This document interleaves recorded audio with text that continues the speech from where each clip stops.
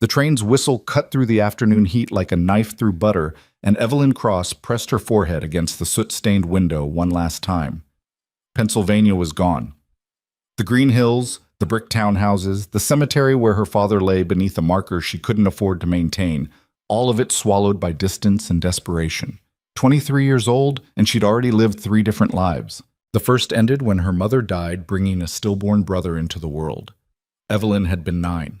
The second ended 6 months ago when her father, a once respected physician reduced to treating dock workers for pennies, collapsed in their parlor, his heart finally surrendering to years of drink and disappointment. The third life, the one where she tried to hold everything together by taking in sewing work and selling her mother's jewelry piece by piece, ended the morning the landlord nailed an eviction notice to their door, which brought her here, to this, Colorado territory, a place she'd only read about in dime novels that made it sound romantic, all wide skies and second chances. The advertisement had been specific, almost clinical in its honesty. Respectable woman sought for marriage. Must be of sound health and moral character. Ranch life, no Eastern sensibilities. Write to Samuel Garrett, Red Hollow, Colorado territory. She'd written 3 letters before she got one right. Not too desperate, not too proud. Just enough truth to seem honest, just enough omission to seem acceptable. His response came 6 weeks later. Terse, practical. Your circumstances are understood. Arrive before winter. Funds for passage enclosed. The money had been enough for a third-class ticket and little else. She'd spent the last of her own savings on a decent traveling dress, dark blue wool that hid stains well, and sturdy boots that pinched her toes but looked respectable. Now stepping down from the train onto the wooden platform of Red Hollow, she felt the full weight of what she'd done.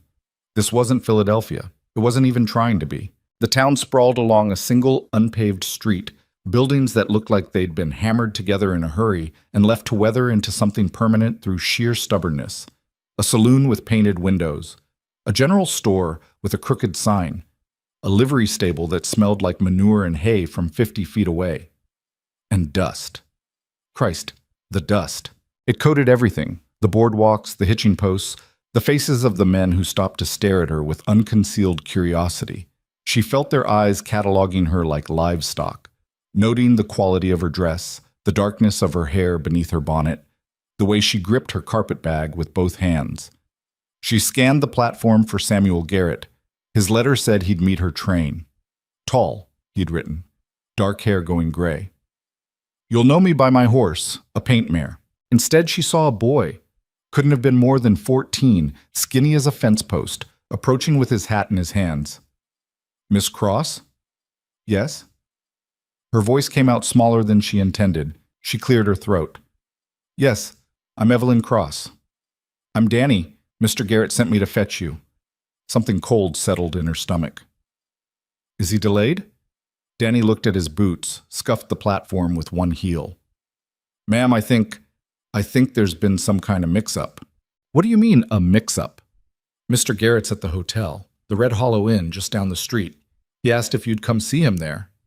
The cold thing in her stomach turned to ice. She followed Danny down the main street, acutely aware of the stairs. A woman passing by with a basket actually stopped walking to get a better look. 2 men sitting outside the saloon nudged each other and grinned. The Red Hollow Inn was barely an inn at all, more like a boarding house with pretensions. The lobby smelled like coffee and tobacco and something vaguely medicinal. A clerk behind the desk glanced up, then quickly away. Danny led her to a door at the end of the hall and knocked. Come in. The man sitting at the small table could have been handsome 20 years ago. Now he just looked worn. Gray stubble, thinning hair, eyes that didn't quite meet hers when she entered. Miss Cross. He didn't stand. Please, sit. She sat, placed her bag at her feet, folded her hands in her lap to keep them from shaking. Samuel Garrett stared at her for a long moment, and she watched his expression shift from assessment to something harder. Disappointment, maybe, or calculation. You're younger than I expected, he said finally. I'm 23. I wrote that in my letter. Yes, you did. He drummed his fingers on the table. You also wrote that you were accustomed to household management. I am. I kept my father's house for 14 years. In Philadelphia. Yes. This isn't Philadelphia, Miss Cross. She felt her spine straighten. I'm aware of that. Are you? He leaned back in his chair, studying her with an expression that made her skin crawl. Because I'm looking at a woman in a city dress with soft hands and probably not a practical skill to her name. Heat flooded her face. I can cook, clean, sew, manage household accounts. I'm educated. I don't need educated. I need capable. I am capable. You look like a stiff wind would knock you over. The words hit like a slap. She sat very still, fighting to keep her voice level. Mr. Garrett, I traveled 2,000 miles on the understanding that we had an agreement. That was before I saw you. Silence. The room seemed to shrink. She heard Danny shifting uncomfortably outside the door, heard her own heartbeat loud in her ears. You're refusing me. I'm being honest. Ranch life out here, it's hard. Harder than you can imagine. I need a partner who can pull her weight, not some East Coast girl who'll wilt the first time she has to butcher a chicken. You don't know anything about me. I know enough. He stood, pulled an envelope from his vest pocket, and placed it on the table between them. There's enough there for a ticket back east, maybe a bit extra. I'm not trying to be cruel, Miss Cross, but this wouldn't work. She stared at the envelope, at the careful handwriting, her own name written across the front in his precise script. He'd planned this. Had the return fare ready before she even arrived.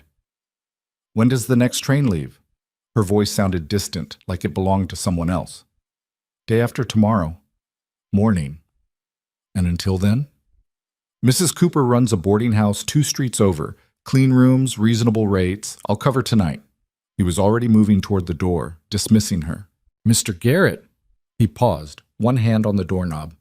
She stood, legs unsteady, and picked up her bag. I hope you find what you're looking for. He had the grace to look uncomfortable. I hope you do too, Miss Cross. That's. The boarding house room was small, clean, and utterly depressing. A narrow bed, a washstand, a single window that looked out over an alley. She set her bag down, removed her bonnet, and sat on the edge of the mattress. She didn't cry. Crying required energy she didn't have, required acknowledging the full scope of what had just happened, and if she did that, if she let herself really feel it, she'd shatter into pieces too small to gather. Instead, she opened her bag and took inventory. One change of clothing, undergarments, her mother's hairbrush, a daguerreotype of her parents on their wedding day, a small leather journal that had been her father's, and at the very bottom, wrapped in a handkerchief, the last thing she owned of any value, her mother's silver locket. She could sell it, maybe get enough for a few weeks' lodging while she figured out what came next. Except there was no next. That was the problem. She'd burned every bridge getting here. The few distant relatives who might have taken her in had made their positions clear after the funeral. We have our own troubles, Evelyn. The church ladies who'd brought casseroles and sympathy had stopped visiting once they realized she couldn't repay their charity with anything useful. She'd gambled everything on Samuel Garrett's advertisement, and lost. A knock on the door made her jump. Miss Cross, it's Mrs. Cooper. I've brought you some supper. Evelyn opened the door to find a round-faced woman in her 50s holding a tray with soup and bread. Mr. Garrett paid for tonight's room and board, Mrs. Cooper said, her eyes kind but curious. You eat something, dear. You look about ready to collapse. Thank you. If you need anything, I'm downstairs. The soup was beef and barley, hearty and hot. She ate mechanically, tasting nothing, then lay down fully clothed on top of the quilt. Sleep didn't come. She stared at the ceiling, listening to the sounds of Red Hollow at night. Horses, voices, the distant plinking of a badly tuned piano. Somewhere down the street, a woman laughed. The sound carried through the open window, bright and careless. Evelyn turned her face to the wall. Ook. Morning brought clarity, if not solutions. She counted the money in the envelope Samuel Garrett had given her. $35. Enough for a ticket back east and maybe a week's lodging once she arrived. After that didn't bear thinking about. She washed her face, pinned her hair into a neat bun, and went downstairs. The boarding house dining room held a handful of other guests.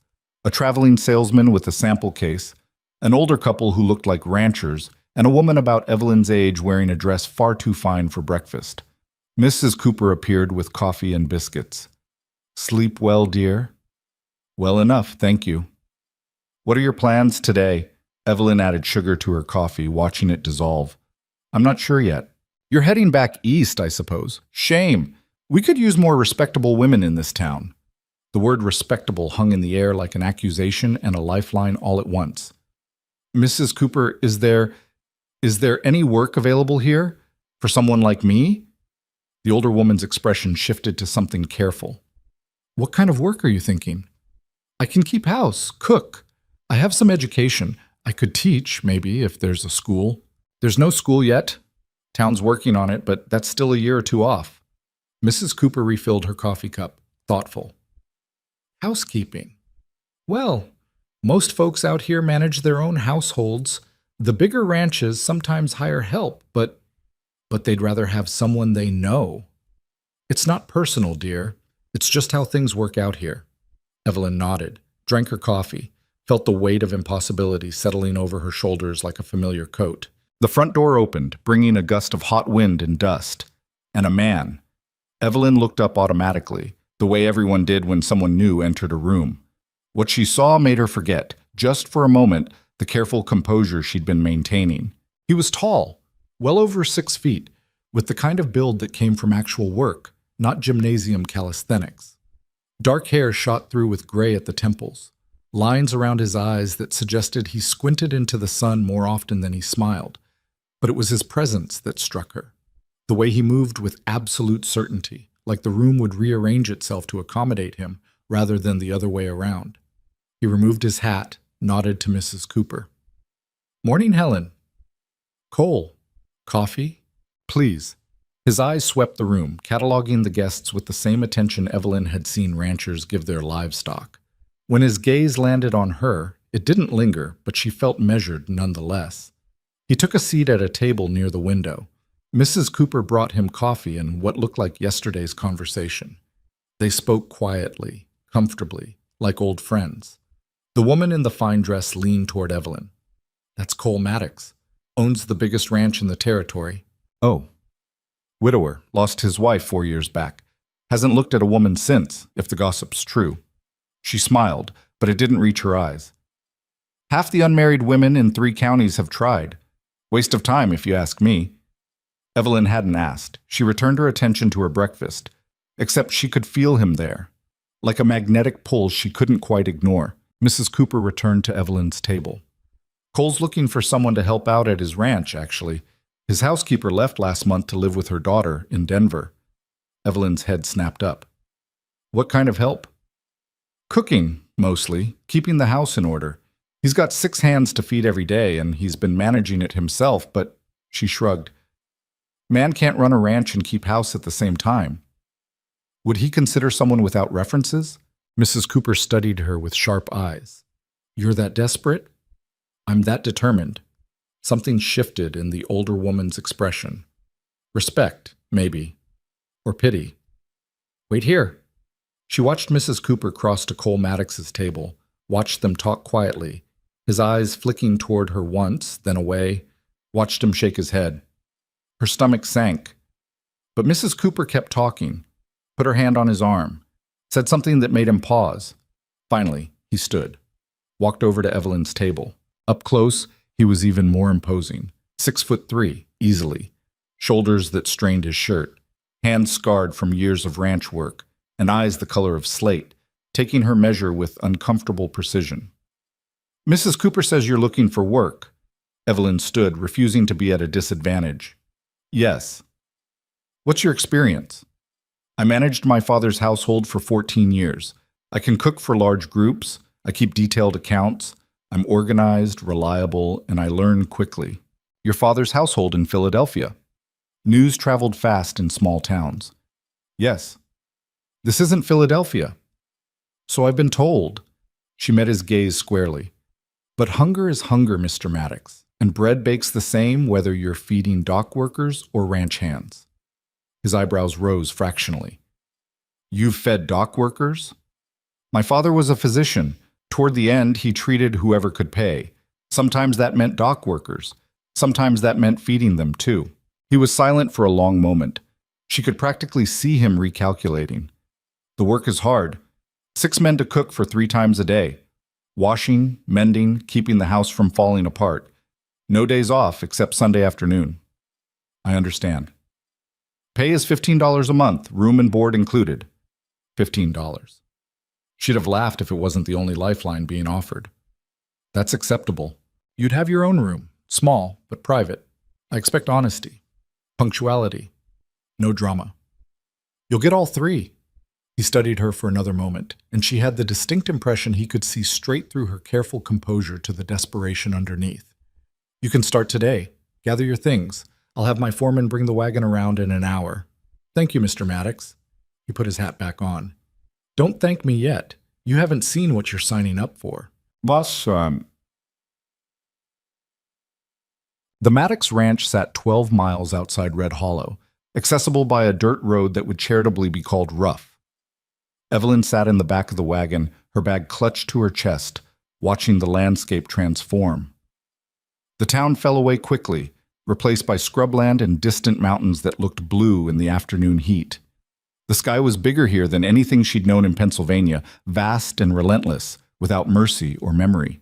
The foreman driving the wagon was a man named Jack Reeves, weathered 50s with tobacco-stained teeth and a habit of spitting over the side every few minutes. He hadn't said 10 words to her since they left town. How long have you worked for Mr. Maddox? She asked finally, needing to fill the silence. Jack cut her a sideways glance. 12 years. He seems like a fair man. He is, long as you pull your weight.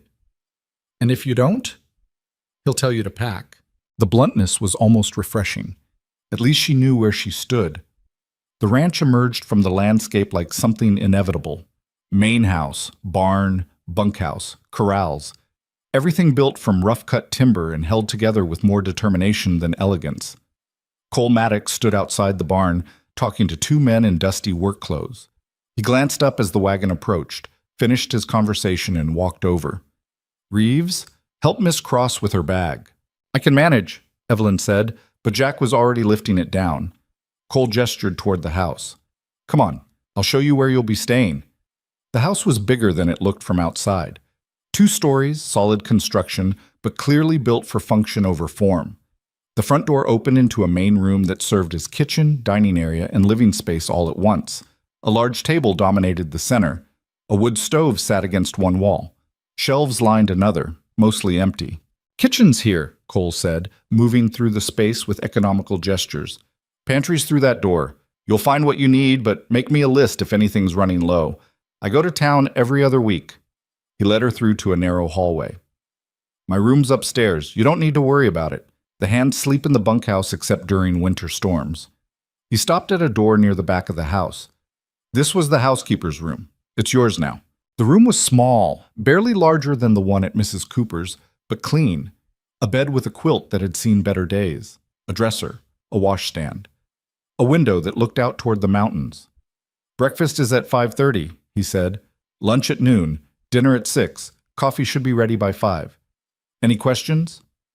1,000. But she asked the practical one. What do the men like to eat? Anything hot and plentiful. They're not particular. He paused in the doorway. The previous housekeeper left some recipes in the kitchen. Might be useful. Thank you. He nodded and left. Evelyn set her bag on the bed and looked around her new home. The walls were bare wood. The floor was pine planks that creaked when she walked. The quilt smelled like lavender and dust.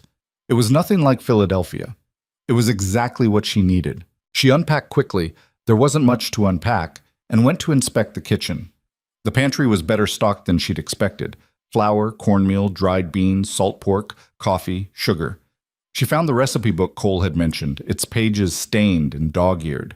Biscuits, read one entry in a neat hand. Beef stew, apple pie, sourdough bread. She could do this. She'd been cooking since she was old enough to reach the stove. But feeding 6 ranch hands was different from making dinner for her father. This was volume cooking. This was making sure grown men had enough fuel to work 14-hour days. She took a breath, rolled up her sleeves, started with inventory. By the time the men came in for dinner, she had beef stew simmering on the stove and fresh biscuits cooling on the counter. It wasn't fancy, but it was hot, and it smelled good. They filed in looking exhausted, boots caked with manure, shirts stained with sweat. faces burned dark by the sun.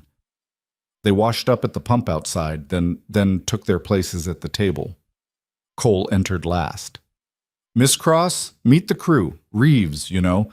That's Tom Fletcher, Danny Morgan, Pete Caswell, and the two at the end are the Brennan brothers, Henry and George." She nodded to each of them. "Dinner's ready." They ate like starving men. The stew disappeared. The biscuits vanished. She brought out more, and that disappeared too. Not a single word of conversation, just the sounds of eating, spoons on bowls, biscuits torn apart, coffee slurped. Finally, Tom Fletcher looked up. "This is good, ma'am." "Thank you." "Better than Cole's cooking, that's for sure," Danny added, grinning. Cole shot him a look. "You didn't complain when it was all you had." "Didn't say I complained, just said this is better." A ripple of quiet laughter ran around the table. Evelyn began clearing plates. The men stood, thanked her with varying degrees of awkwardness, and filed back outside. Cole stayed behind. "You did well," he said quietly. "It was just stew. Out here, just stew is everything." He carried his plate to the wash basin. "Get some rest. Tomorrow starts early." She washed dishes until her hands were raw, then retreated to her small room. Lay down fully clothed again. Stared at the ceiling. Listened to the sounds of the ranch at night. Horses moving in the corrals. Men's voices carrying from the bunkhouse. The wind moving through the eaves. This was her life now. For better or worse. Each. The first week nearly killed her. Not dramatically, not all at once. Just slowly, steadily. Like water wearing down stone. She woke at 4:30 every morning to get the stove going. Made coffee strong enough to strip paint. Cooked breakfast for 7 men. Eggs, bacon, biscuits, gravy. Cleaned up. Started lunch preparation. Cleaned the house. Started dinner. Cleaned up again. Her hands blistered from the washboard. Her back ached from hauling water. She burned herself on the stove twice and sliced her finger cutting vegetables. The men were polite but distant. They treated her like a piece of furniture, necessary but not particularly interesting. Except for Danny, the youngest hand, who sometimes lingered after meals to talk about his family back in Missouri, and Tom Fletcher, who carved her a proper spoon rest because he noticed she kept burning her fingers. Cole was complicated. He worked harder than anyone. Rose before dawn, worked until after dark. But he noticed things. When she struggled to lift a heavy pot, he quietly moved it to a lower shelf. When she ran out of lamp oil, a new can appeared on the counter. He didn't make a show of it, didn't ask for thanks, just solved problems before she had to ask. On Saturday evening, after dinner was cleaned up, he found her sitting on the porch steps, too tired to move. "You're working too hard," he said. She laughed, but it came out bitter. "This is what you hired me for." "I hired you to cook and keep house, not kill yourself." "I'm fine." "You're exhausted." He sat down beside her, not too close, but close enough that she could smell saddle leather and pine. "The previous housekeeper had been doing this for 20 years. You've had 7 days. Give yourself time." "I don't have time. If I can't do this..." "You're doing it. The men are fed. The house is clean. Everything's running." He was quiet for a moment. "You don't have to prove anything." "Yes, I do." The words came out before she could stop them. "Every single day, I have to prove I deserve to be here." He turned to look at her, and there was something in his expression she couldn't name. "Who are you trying to prove it to?" She didn't answer. Didn't know how to explain that she was proving it to herself. That every morning she woke up and chose to keep going was an act of defiance against the voice in her head that whispered she should have stayed in Philadelphia and accepted whatever fate waited there. "Get some sleep," Cole said finally, standing. "Tomorrow's Sunday. You can rest." But Sunday brought its own challenges. She woke late, almost 6, and panicked until she remembered the men cooked their own breakfast on Sundays. She dressed and found the house empty, the stove cold. For the first time in over a week, she had time. She spent the morning cleaning properly, washing windows, scrubbing floors, organizing the pantry. Work felt different when she chose it instead of racing against a clock. In the afternoon, she walked out to where the men were working on fence repairs. They moved with easy efficiency, talking and joking in the way of people who'd worked together for years. She watched Cole direct the work, not ordering, but coordinating, making sure everyone knew what needed doing, then trusting them to do it. He caught her watching and walked over. "Enjoy your morning?" he asked. I cleaned. That's not what I meant. She smiled despite herself. Yes, I enjoyed it. Good. He glanced back at the work crew. We'll be done here in an hour. If you wanted to explore a bit, there's a creek about half a mile south, worth seeing. I shouldn't. You should. That's an order. She found the creek exactly where he said. Clear water running over smooth stones, cottonwood trees providing shade. She sat on the bank and took off her boots, dangling her feet in the water. For the first time since arriving in Colorado, she felt something other than desperate. Not happy, exactly, but present, alive. That evening, she made chicken and dumplings for dinner, a recipe her mother used to make. The men ate with their usual efficiency, but Pete Caswell paused mid-bite. This is really good, Miss Cross, like, really good. My mother's recipe. She must have been some cook. She was. After dinner, as she was washing up, Cole appeared beside her with a towel. I'll dry, he said. You don't have to. I know. They worked in comfortable silence. She washed. He dried and put things away, knowing instinctively where everything belonged. How long were you married? The question slipped out before she could stop it. He didn't answer right away, just kept drying a plate with careful attention. 8 years. I'm sorry for your loss. Thank you. He set the plate on the shelf. She would have liked you. You don't know anything about me. I know you work yourself half to death because you think you have to earn your place. She was the same way. He met her eyes. You don't, by the way. You earned your place the day you showed up. Something tight in her chest loosened, just slightly. Nuts. The second week was better. Her body adjusted to the work. Her hands toughened. She learned the rhythm of the ranch, when to have coffee ready, when the men would be too tired to talk, when Cole needed space and when he needed company. She also learned the darker rhythms. Thursday night, the men came in from the north pasture looking grim. Found 2 steers missing, Reeves reported to Cole. Fresh tracks heading toward the canyon. Cole's expression went flat. Rustlers? Looks like. Post double watch tonight and check the south pasture tomorrow. Evelyn felt the tension shift in the room. This wasn't just lost cattle. This was threat. After the men left, she approached Cole. Is this normal? Normal enough? We're remote out here. Makes us a target. He poured himself coffee with steady hands. Nothing for you to worry about. Should I be worried? No, that's my job. But she saw the way he checked the rifles that night. Saw him standing on the porch long after everyone else had gone to bed, scanning the darkness. Friday brought worse news. 4 more cattle missing. Tom Fletcher found a campsite in the canyon. Recent, deliberately concealed. They're scouting us, Cole said at dinner, his voice controlled but hard. Testing our defenses. So what do we do? Henry Brennan asked. We make it clear we're not easy targets. Double patrols. Keep the cattle closer to the house. And we wait. Wait for what? Cole's smile was cold. For them to make a mistake. That night, Evelyn couldn't sleep. She lay in bed listening to the sounds of the ranch, which now included men on patrol, their footsteps crunching on gravel, their low voices carrying in the darkness. She got up and went to the kitchen, thinking tea might help.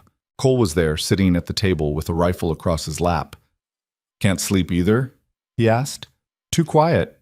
He smiled faintly. I know what you mean. She made tea, offered him a cup. He accepted. They sat in silence, drinking tea at 2 a.m, while the ranch held its breath. Does this happen often? She asked finally. Often enough. This territory, it's still being decided. Who owns what? Who protects what? The law's in town, but out here, he shrugged. We make our own rules. That must be exhausting. It is, but it's also freedom. He looked at her. No one tells me what I can or can't do with my land. No one dictates my choices. I succeed or fail on my own merit. Is that why you came here? Part of it. The other part was my wife. She wanted space, room to breathe. Said back east felt like being slowly suffocated by other people's expectations. I understand that. I thought you might. He finished his tea. You should get some sleep. Tomorrow's Friday. The men will want a good breakfast before patrol. She nodded, but paused at the doorway. Cole? Yes? Thank you for giving me this chance. Thank me by staying alive if things get complicated. She returned to bed, but sleep still wouldn't come.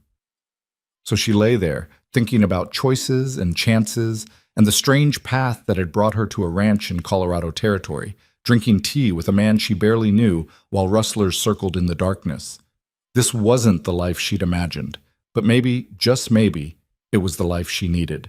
But Saturday exploded into chaos. The attack came at dawn. 6 men on horseback, heavily armed, riding hard toward the south pasture where the cattle were gathered. Evelyn heard the gunshots before she was fully awake, heard shouting, heard Cole's voice cutting through the confusion with orders. She threw on her dress and ran to the window. The scene outside looked like something from a nightmare. Men on horses firing rifles, Cole and his crew returning fire from defensive positions, cattle stampeding in panic, and smoke. Someone had set fire to the hay barn. She watched Cole run toward the flames, watched 2 of his men follow. They were trying to save the structure, but the fire had already taken hold. More gunshots. Closer now. A bullet shattered the kitchen window.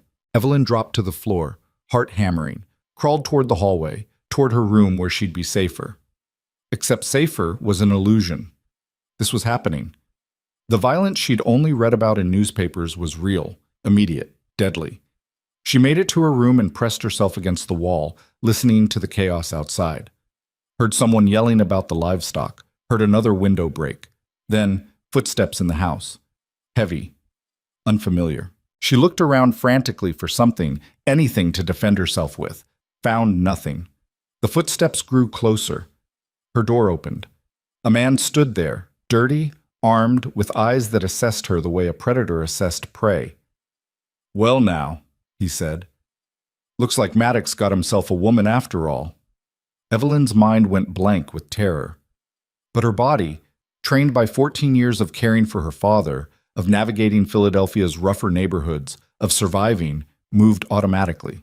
She grabbed the wash basin and threw it. It caught him square in the face. He staggered back, cursing. She ran. Didn't think. Just ran. Out of her room, down the hallway, toward the kitchen, and nearly collided with Cole. He steadied her with one hand, rifle in the other. "You hurt?" "No, there's a man." "I know, stay behind me." The man appeared in the hallway, blood streaming from his nose, gun raised. Cole shot him. The sound was deafening in the enclosed space. The man went down hard. Cole didn't even pause. Handed her the rifle. "You know how to use this?" "Yes." Her father had taught her, made her practice until she could hit a target at 30 yards. "Anyone comes through that door who isn't one of us, shoot them. Understand?" "Yes." He was already moving, checking the man he'd shot, then heading back outside. Evelyn stood alone in the kitchen, holding a rifle, listening to the battle continue outside. Her hands shook.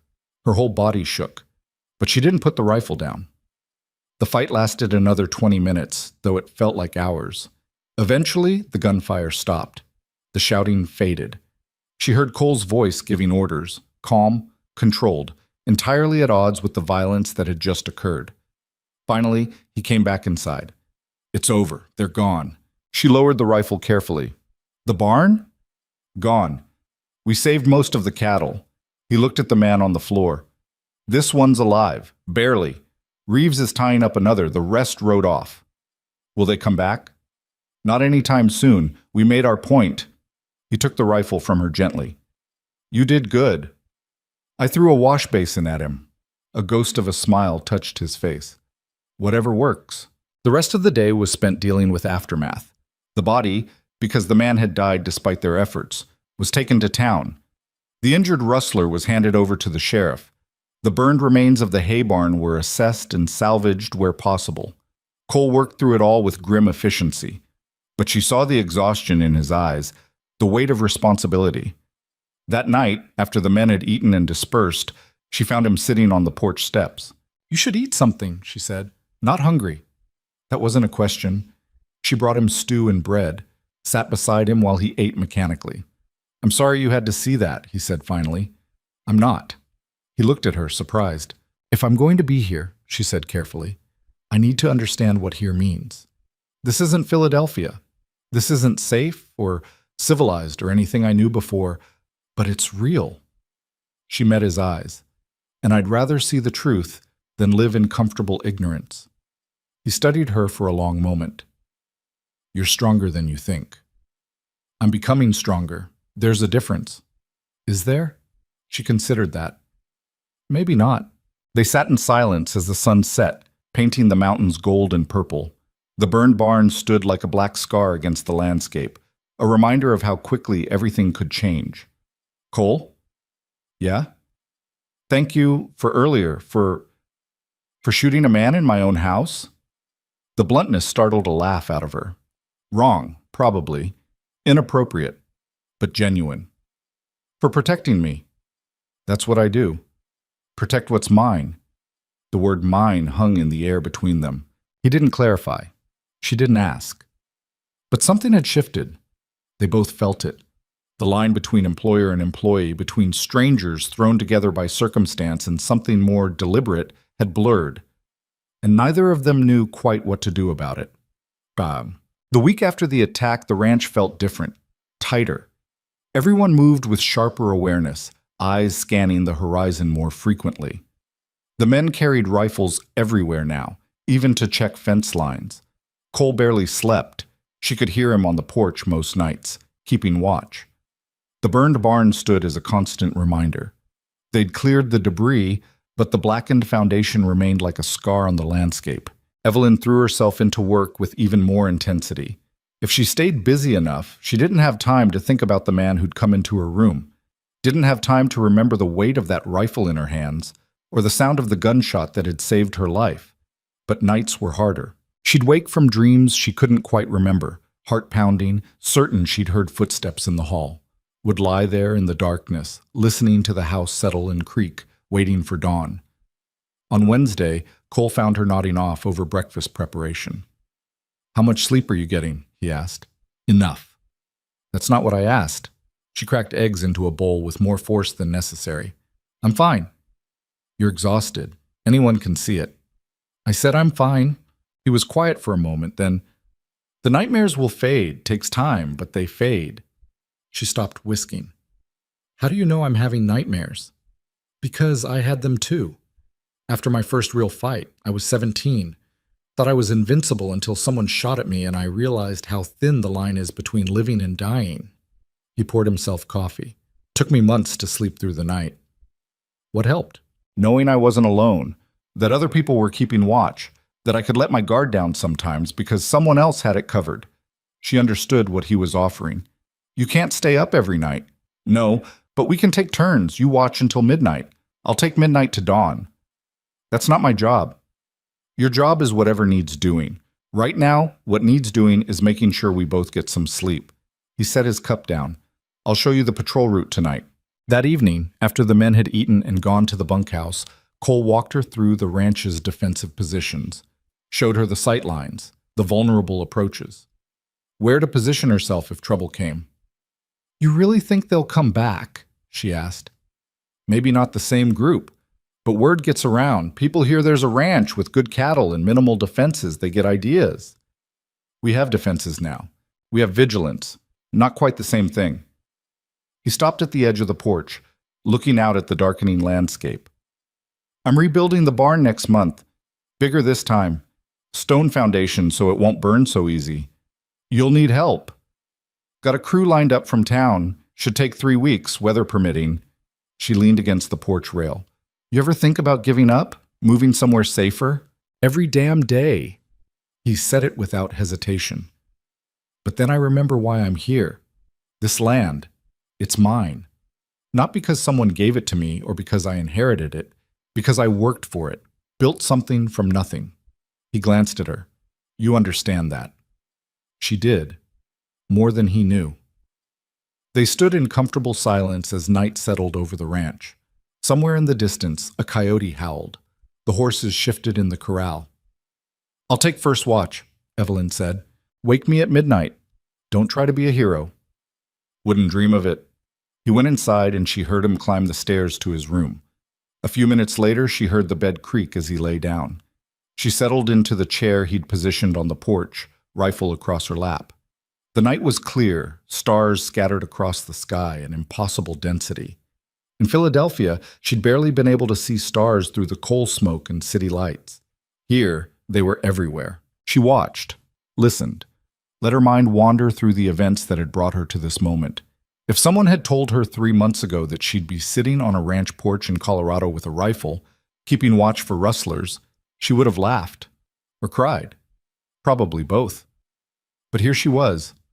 At midnight exactly, she went upstairs and knocked softly on Cole's door. "I'm awake," he said. She opened the door. He was sitting on the edge of his bed, already fully dressed, like he'd been waiting. "Anything?" he asked. "Quiet. Saw a fox around 10, that's all." "Good. Get some sleep." She retreated to her own room and, for the first time in a week, fell asleep almost immediately, knowing someone else was watching, knowing she could let go. The next morning she woke naturally at dawn. No nightmares, no panic, just rest. Cole was making coffee when she came into the kitchen. "You look better," he said. "I feel better. Thank you. We'll keep the rotation going, share the load." It became their routine. She'd watch until midnight. He'd take over until dawn. They'd pass each other in the hallway or on the porch, exchange a few quiet words, then retreat to their separate spaces. But the boundaries between those spaces were getting harder to maintain. She found herself listening for his footsteps, noticing small things, how he took his coffee, what made him smile, the way he'd rub his left shoulder when it ached from old injuries.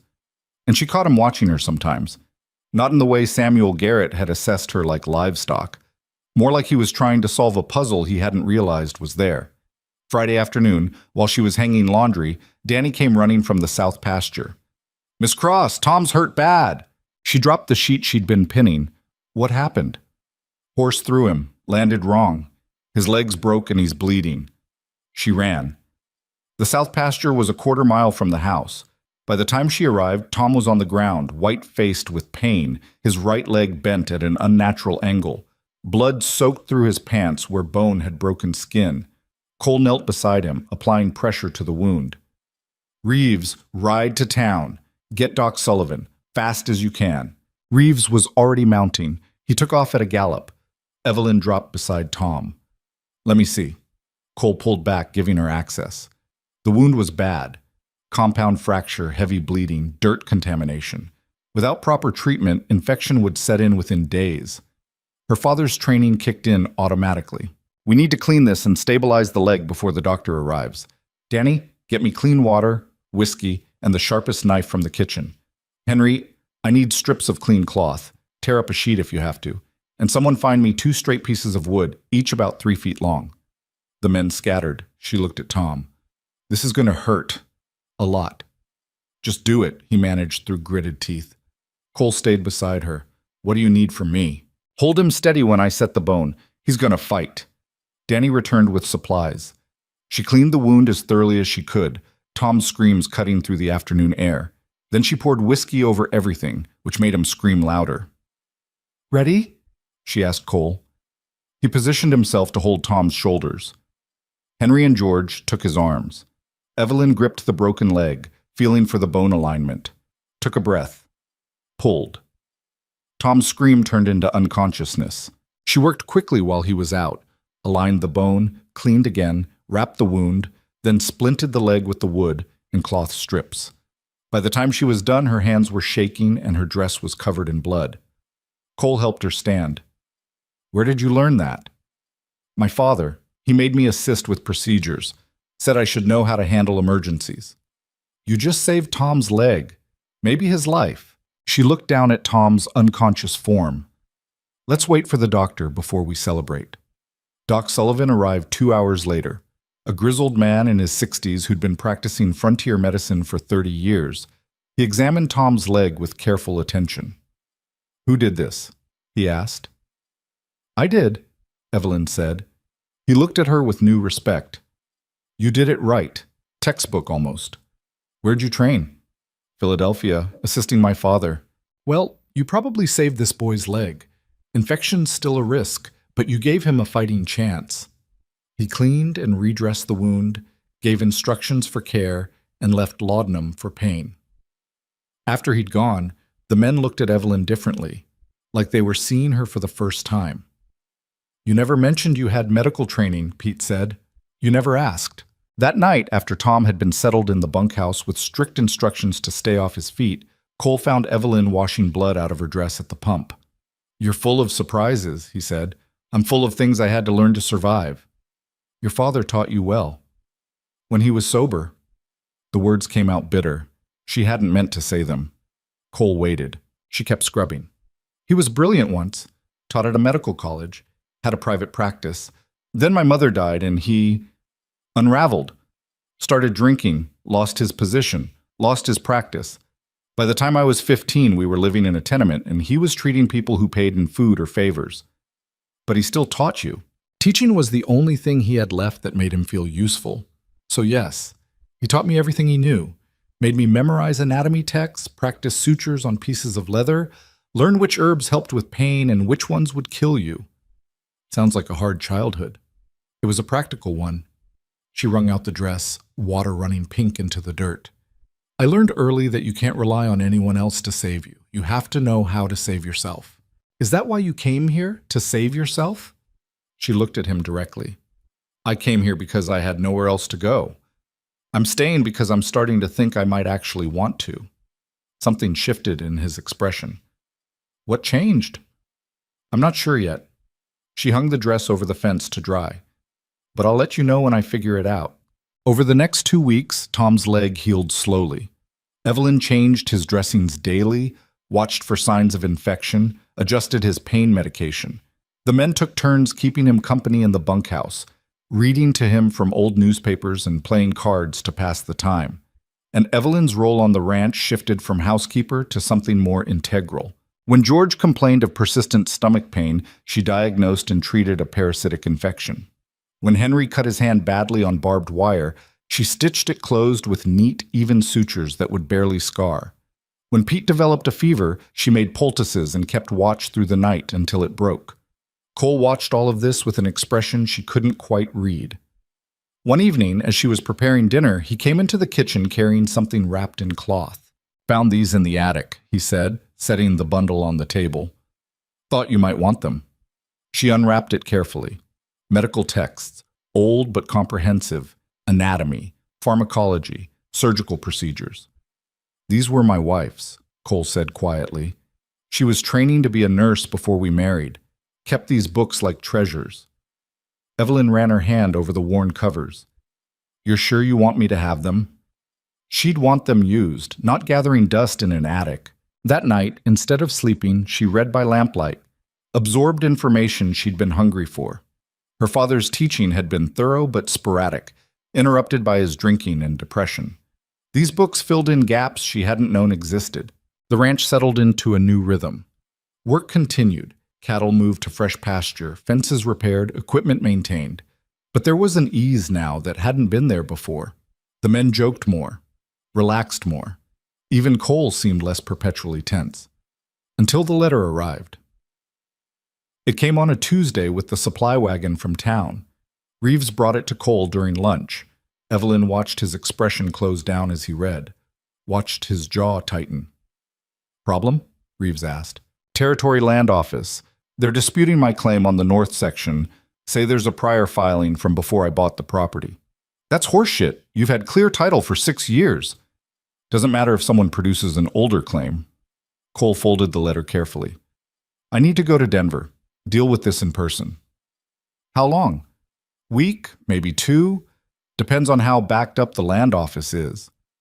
Evelyn felt something cold settle in her stomach. When do you leave? Tomorrow morning, first light. Reeves, you're in charge while I'm gone. Keep the patrols going. Don't take any chances. That night, Cole packed his saddlebags while Evelyn tried not to think about what could happen in 2 weeks. Tried not to think about rustlers or land disputes or the 100 other dangers that felt more real without him there. She found him on the porch after midnight, his watch shift. Can't sleep? He asked. No. You? Thinking too much. She sat beside him. About the land claim. About whether I'll still have a ranch when I get back. He said it lightly, but she heard the worry underneath. Reeves knows what he's doing. We'll manage. I know you will. That's not what concerns me. Then what? He was quiet for a long moment. You. Here. Without anyone who knows your value if something goes wrong. I can take care of myself. I know. You've proven that. But he stopped. Started again. When I hired you, it was temporary. A solution to a problem. I didn't expect... Expect what? He looked at her directly. To start depending on you. To look forward to these midnight conversations. To notice when you're not in the room. He shook his head. I'm saying this badly. Her heart was doing strange things in her chest. You're saying it fine. I'm saying I'm going to worry about you while I'm gone. And I need you to promise me you'll be careful. That you won't take risks. Only if you promise the same. Deal. He left at dawn. She watched from the porch as he rode away, his figure getting smaller against the vast landscape until he disappeared entirely.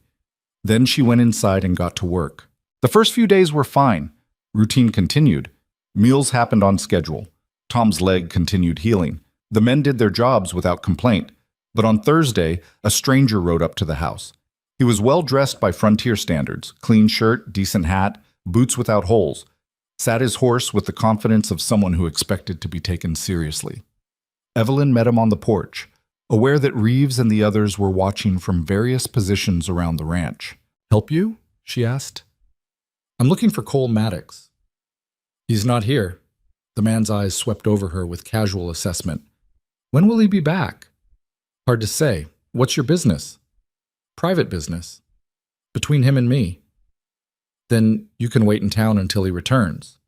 The man smiled, but it didn't reach his eyes. You must be the housekeeper everyone's been talking about, the one who patched up that cowhand. Warning bells went off in her head. If that's all, you should be going. I'll be back. Tell Maddox that James Garrett came by. He'll know what it's about. He turned his horse and rode off at a leisurely pace. Reeves appeared beside her. You know him? No, but his last name is Garrett.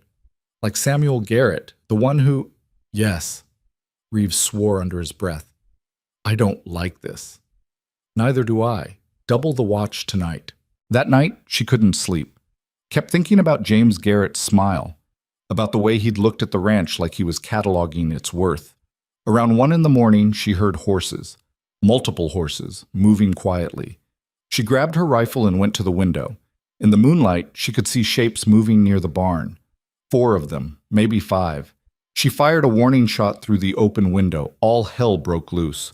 The shapes scattered. Gunfire erupted. She heard Reeves shouting orders, heard the men pouring out of the bunkhouse.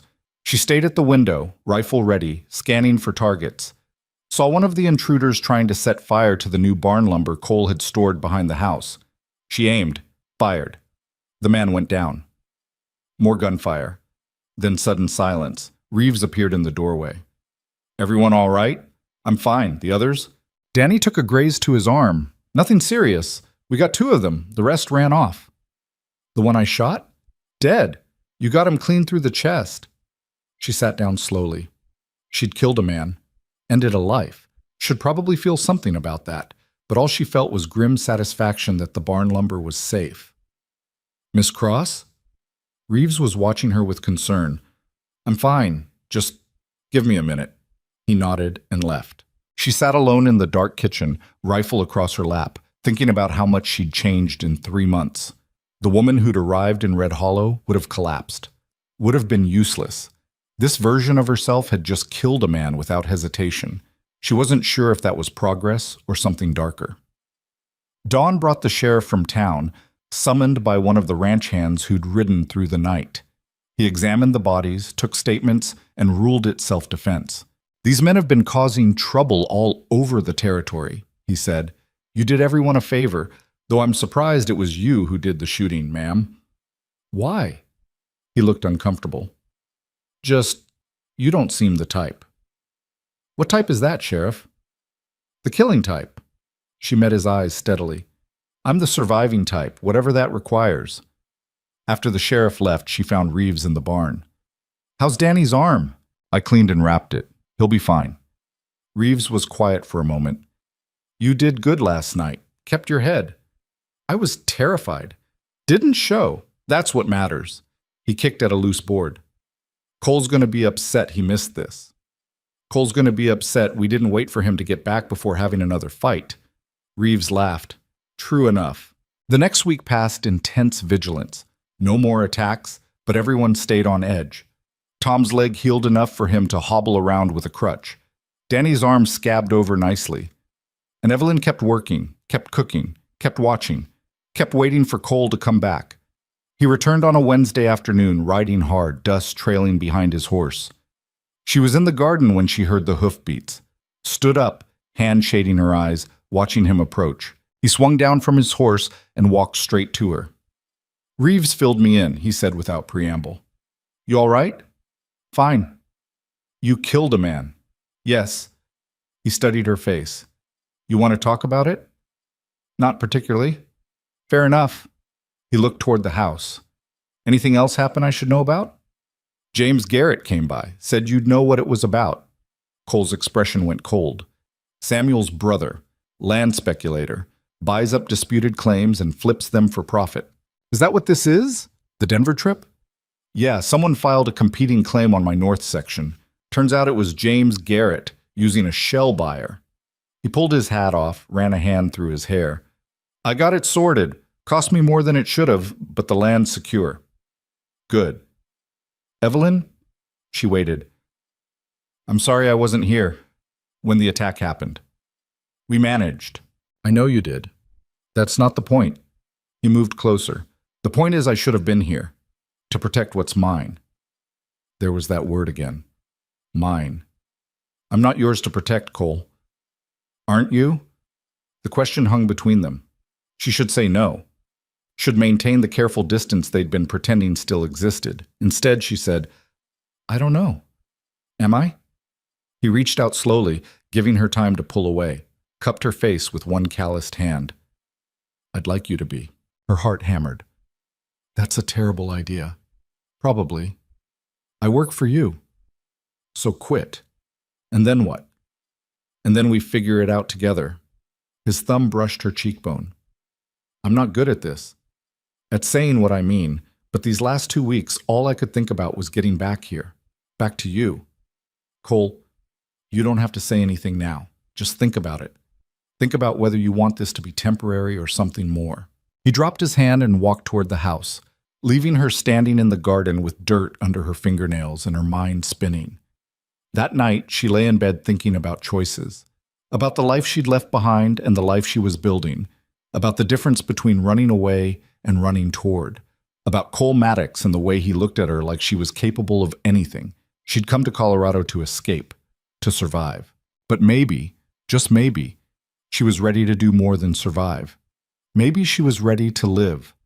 She didn't give him an answer right away. Couldn't. The question was too big, the implications too permanent. So she did what she'd always done when life got complicated. She worked, threw herself into the daily rhythm of the ranch with almost desperate focus. Made bread, mended clothes, checked Tom's leg religiously, organized the pantry twice.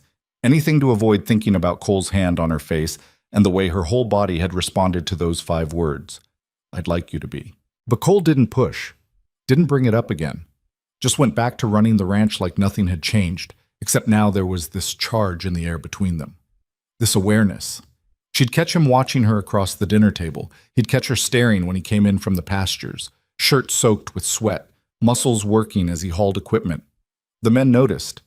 Of course they noticed. You two need to just talk about it, Reeves said one afternoon when Cole had ridden out to check the north fence line for the 3rd time that week, a job that didn't actually need doing. Evelyn looked up from the beans she was snapping. I don't know what you mean. The hell you don't. He's been walking around here like a man waiting for a verdict, and you've been avoiding him like he's got smallpox. I'm not avoiding him. You asked me to take him his lunch yesterday instead of doing it yourself. You always do it yourself. She had, because riding out to the pasture meant being alone with him, and being alone with him meant having a conversation she wasn't ready for. Mind your own business, Reeves. Can't. This is my business. Happy boss makes for a happy ranch. Tense boss makes everyone miserable. He grabbed a handful of beans and started helping. You afraid of him? No. Afraid of what he's offering? Yes. But she couldn't say that. Couldn't explain that accepting what Cole wanted meant admitting she'd found something worth fighting for, worth staying for. And if she admitted that, and then lost it, she'd already lost everything once. Wasn't sure she could survive doing it again.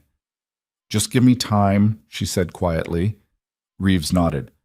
"Time's fine, just don't take so much of it that you miss what's right in front of you." That night she made Cole's favorite meal, pot roast with potatoes and carrots, biscuits with honey butter, apple pie for dessert. The men ate with their usual enthusiasm, complimenting everything, then cleared out faster than normal. "Real subtle," Cole muttered as the last one disappeared through the door. Evelyn started clearing plates. "I don't know what you mean. They're giving us space. Been doing it all week." He stood, carried his plate to the wash basin. "You don't have to do this, you know." "Do what?" "Try to make up your mind by feeding me to death." Despite herself, she smiled. "Is it working?" "No, but I appreciate the effort." He leaned against the counter, watching her wash dishes. "Can I ask you something? You're going to whether I say yes or not." "Fair point. What are you afraid of?" She kept scrubbing the same plate, the motion giving her hand something to do. "That I'm making another mistake. That I'm choosing something because it's available, not because it's right. Like Samuel Garrett." "Yes. I answered his advertisement because I was desperate, because I needed an escape, not because I wanted to build a life with him specifically." "And you think that's what this is? Desperation? Isn't it? I'm still the same woman who showed up here with nothing. Still the same woman who needs this job to survive." "No," he said it firmly. "You're not. That woman was running. You stopped running weeks ago." She set the plate down carefully. "How do you know?" "Because I watched you do it. Watched you go from someone who flinched at loud noises to someone who shoots straight when rustlers attack. Watched you go from scared to steady." He moved closer. "You think I'd ask you to stay if I thought you were just trying to survive? I need a partner, Evelyn. Someone who chooses to be here. Not someone who's trapped." "I don't feel trapped." "Then what do you feel?" She turned to face him fully, terrified. "That this is real. That you mean it. That I might actually get to have something good and solid and then lose it anyway because that's how my life works." His expression softened. "I can't promise you won't lose things. Can't promise this will be easy or safe or anything other than hard work on a ranch in the middle of nowhere. But I can promise you won't lose me by choice. If I'm in, I'm all in. That's how I'm built." "I know. That's what scares me." "Why?" "Because you deserve someone who's all in too. And I don't know if I know how to be that person." He reached out slowly, took her wet, soapy hands in his. "Then learn. We'll learn together." She looked down at their joined hands. His were scarred, calloused, permanent evidence of years of hard labor. Hers were softer, but getting harder, marked with small burns and cuts from kitchen work. Different histories, same trajectory. "I need more time," she said finally. "Take it. I'm not going anywhere." He squeezed her hands once, then let go and left her standing alone in the kitchen with her thoughts and the dirty dishes. The next 2 weeks were an exercise in patience for both of them. They danced around each other carefully, maintaining their routines while navigating this new territory. The midnight watch shifts continued. The quiet conversations on the porch continued. But now there was possibility humming underneath every interaction. Tom's leg healed enough for him to return to light work. The barn reconstruction started, bringing a crew of 6 men from town who worked fast and loud, their hammering and sawing filling the air from dawn to dusk. Evelyn fed them alongside the regular hands, which meant cooking for 13 people 3 times a day. She thrived on it. The challenge, the logistics, the satisfaction of watching hungry men become fed men. Cole watched her orchestrate it all with something like wonder in his eyes. "You're enjoying this," he said one afternoon, finding her in the pantry taking inventory. "I am. Is that strange?" "No, just different from how you were when you first arrived." She tallied up the flour supply. "When I first arrived, I thought feeding 6 men was overwhelming. Now 13 feels manageable." "You've grown into it." "Or maybe I just stopped thinking about what I couldn't do and started focusing on what I could." She made a note to order more sugar. "Either way, I'm not the same person who stepped off that train." "No, you're better." She looked at him. "Am I?" "You tell me. Do you feel better?" She considered that honestly. 3 months ago, she'd been drowning, trapped by circumstances she couldn't control, desperate for any way out. Now she was cooking for 13 men on a ranch in Colorado territory, patching up injuries, keeping watch for rustlers, and having feelings for a man who made her think about futures instead of just survival. "Yes," she said finally. "I feel better, stronger, more like myself than I've been in years." "Good. Hold on to that feeling." She did. Held on to it through the long days of work, through the midnight conversations, through the moments when Cole would brush past her in the kitchen and her whole body would wake up in ways she'd almost forgotten were possible. The barn took 3 weeks to complete.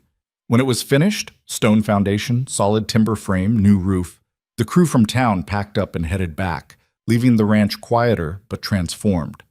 The structure stood as proof that damage could be repaired, that what was destroyed could be rebuilt stronger. Evelyn stood looking at it one evening after the work crew had left. Cole came to stand beside her. "What are you thinking?" "That it's beautiful, in a functional sort of way." "You sound like my wife. She always said the most beautiful things were the ones that worked." It was the first time he'd mentioned his wife without pain shadowing his voice. Evelyn glanced at him. "You don't talk about her much." "No, for a long time it hurt too much. And then it felt disloyal somehow, like moving on meant forgetting. But you don't feel that way anymore. I feel like she'd want me to be happy, want me to build something good with someone who gets it, gets this life." He looked at Evelyn. "She'd like you." "You said that before." "Still true." He was quiet for a moment. "Her name was Sarah. She was tough, smart, funny as hell when she wanted to be. She loved this ranch more than I did, I think. Saw its potential when all I saw was work." "How did she die?" "Fever. Started as a cold, turned into pneumonia. Doctor came from town, but by then it was too late. She held on for 3 days. His voice went flat. "I watched her slip away and couldn't do a damn thing to stop it." Evelyn's throat tightened. "I'm sorry." "Me too. For a long time I was angry at the ranch, at the territory, at myself for bringing her out here." He turned to face her.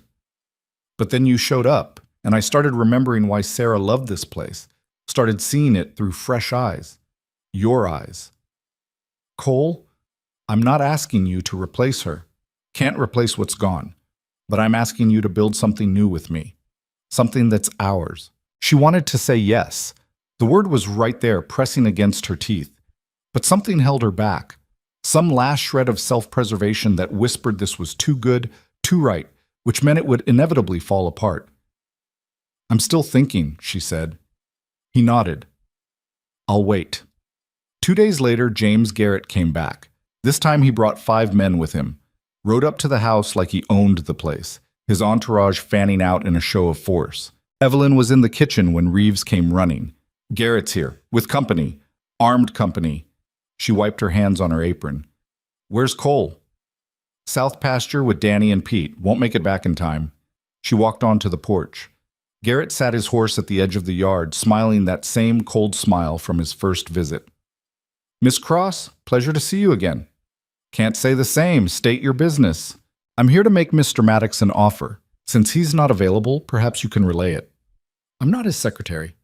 "No, you're his—" Garrett paused deliberately.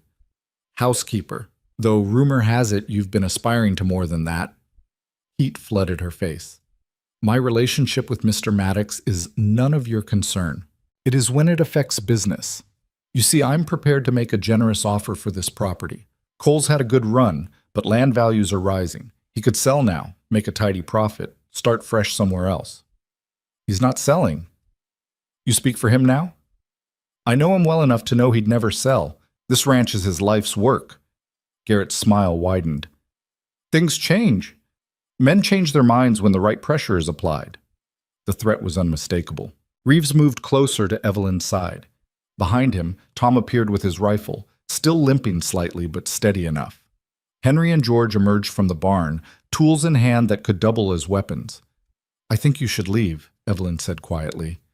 "I think I'll wait for Cole. Have this conversation man to man. Then you'll be waiting a while. And my boys here don't take kindly to uninvited guests who show up making threats." One of Garrett's men shifted in his saddle, hand moving toward his gun.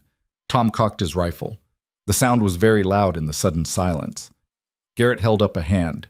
Easy now. No need for unpleasantness. We're all civilized people here. Civilized people don't show up with armed escorts, Reeves said. Civilized people also know when they're overmatched. Garrett looked pointedly at the ranch hands. You've got what? 5 men here? I could have 20 by tomorrow. And Cole's got friends in 3 counties who'd ride here if he sent word, Evelyn said, voice steady despite her hammering heart. Friends who don't appreciate land speculators trying to intimidate honest ranchers. You want a war, Mr. Garrett? Because that's what you'll get. For a long moment, Garrett just stared at her, reassessing. Then he laughed. You've got spine, I'll give you that. My brother was a fool to turn you away. Your brother was a coward who couldn't handle a woman with backbone. Careful, Miss Cross, you're making this personal. You made it personal when you threatened Cole's home. Now get off this property before my boys decide you're not leaving voluntarily. Garrett's smile faded. Tell Maddox we'll be seeing him, real soon. He wheeled his horse and rode off, his men following. Evelyn stood on the porch until they were out of sight, then her knees went weak. She sat down hard on the top step. You all right? Reeves asked. Fine, just give me a minute. Tom sat beside her. That was either the bravest or stupidest thing I've ever seen. Probably both. You think he'll come back? Yes. Men like that don't make threats they don't intend to follow through on. Cole rode up 20 minutes later, took one look at Evelyn's face, and knew something had happened. Talk, he said. She told him everything. Watched his expression go from concerned to furious. He threatened you, on my property. He threatened the ranch. I just happened to be standing there. Same thing. He paced the porch like a caged animal. I should ride into town right now, have it out with him. That's exactly what he wants. He's trying to provoke you into doing something stupid so he can claim self-defense or have you arrested for assault. So what do? Wait for him to make his move? We prepare. Shore up our defenses. Make it clear we're not easy targets. She stood, legs steady again. And we make sure everyone knows what's happening. Word gets around fast in small towns. Let people know James Garrett is trying to intimidate you off your land. Put pressure on him from the community. Cole stopped pacing. When did you get so tactical? Somewhere between shooting rustlers and facing down land speculators, I guess. He moved closer, cupped her face with both hands this time. You're incredible. You know that? I'm terrified. Doesn't show. That's what makes you incredible. He pressed his forehead to hers. I won't let him hurt you or take this place. I swear it. Don't make promises you can't control. Watch me. He kissed her then. Not asking permission, not gentle, just pure want and frustration and fear channeled into connection. She kissed him back. Let herself fall into it. Let herself feel everything she'd been holding back. When they finally broke apart, both breathing hard, he said, I need your answer, Evelyn. Need to know if you're in this with me. Because what's coming, I can't do it alone. She looked into his eyes, saw the same fear she felt, the same desperate hope, and made her choice. I'm in, all the way in, whatever comes. His smile was like sunrise. Yeah? Yeah. But if we're doing this, we do it right. No more dancing around it. No more pretending I'm just the housekeeper. What are you then? Yours. If you'll have me. He kissed her again, slower this time, thorough, like he was memorizing the taste of her. I'll have you, he murmured against her mouth. Every way there is. They married 3 days later, not because of romance or tradition, but because it was practical, legal. A married woman had more rights than an employee, more claim to defend the property, more standing in the community. But it was also real. The vows Cole spoke in the small church in Red Hollow, with Reeves and the crew as witnesses, came from somewhere genuine. I take you as my wife, my partner, my equal in all things. What's mine is yours. What we build together. Evelyn's vows were simpler. I choose this. Choose you. Choose this life. Not because I have to, because I want to. The preacher pronounced them married, and Cole kissed her there in front of everyone. Not performative, just sure. The crew cheered. Mrs. Cooper cried. Even the preacher looked moved. They had a small celebration at the boarding house, Mrs. Cooper insisting on making a cake, the men insisting on making toast that got progressively more embarrassing. Cole endured it with good humor until Reeves started telling stories about his courting days, at which point he stood and announced they were leaving. "It's 4 in the afternoon," Tom protested, "and it's my wedding day. I'll do what I want." More cheering, more ribald comments. Evelyn's face burned, but she laughed anyway. The ride back to the ranch was quiet, comfortable. Cole held her hand the whole way. "You having second thoughts?" he asked as they approached the house. "No? You?" "Hell no. Best decision I've made in years." Inside, the house felt different. Looked the same furniture, same layout, but the energy had shifted. This wasn't just a place she worked anymore. This was home. Her home. Theirs. Cole led her upstairs. Not to the small room she'd been using, but to his room, the one she'd never entered. It was spare, functional. A large bed, a dresser, a wardrobe. Nothing decorative except a photograph on the nightstand, a young woman with dark hair and a bright smile. Sarah. Cole saw her looking. "I can put it away if—" "No, she belongs here. She's part of your story. Part of what made you who you are." He pulled her close. "You're generous. I'm practical, and I'm not threatened by a memory. She loved you, loved this place. That doesn't diminish what we have." "What do we have?" She smiled. "We're about to find out." He kissed her. Slow and deep, hands moving to her hair, pulling pins free until it fell around her shoulders. "I've wanted to do that for weeks," he murmured. "Just that?" "That's a starting point." He undressed her carefully. Not rushed, taking his time. Learning the landscape of her body like he learned the contours of the land, with attention and reverence. She did the same for him, traced scars with her fingers, cataloging the history of his physical life. The rope burn on his left hand, the knife scar on his ribs. The bullet graze on his shoulder. "You're marked," she said. "So are you, just different marks." He was right. Her hands bore the evidence of kitchen work, burns, cuts, calluses. Her back ached from hauling water. Her shoulders were stronger than they'd been 3 months ago. They'd both been shaped by this life. Now they'd shape each other. What followed was not smooth or practiced. It was fumbling and honest and real. They laughed when something didn't work, adjusted, tried again, found a rhythm that belonged only to them. Afterward, lying tangled together in the darkening room, Cole said, "I love you. Should have said that first, probably. Should have, but I'll take it now. Do you, yes. I love you too. Didn't plan on it. But here we are." "Here we are," he agreed. They slept. Woke sometime after midnight to the sound of horses. Cole was out of bed instantly, pulling on pants, grabbing his rifle. "Stay here," he ordered. Like hell. She dressed quickly and followed him downstairs. Through the window, they could see torches, multiple torches, moving toward the house. "How many?" she asked. "At least a dozen, maybe more." He checked his rifle. "This is Garrett. Has to be." "What do we do?" "We fight. What else is there?" She grabbed her own rifle from beside the door. "Then let's fight." The crew emerged from the bunkhouse, armed and ready. They took positions around the property, using the buildings as cover. The torches came closer. Close enough to see faces now. James Garrett at the front, flanked by hired guns. "Cole Maddox," Garrett's voice carried across the yard. "Time to talk about that offer."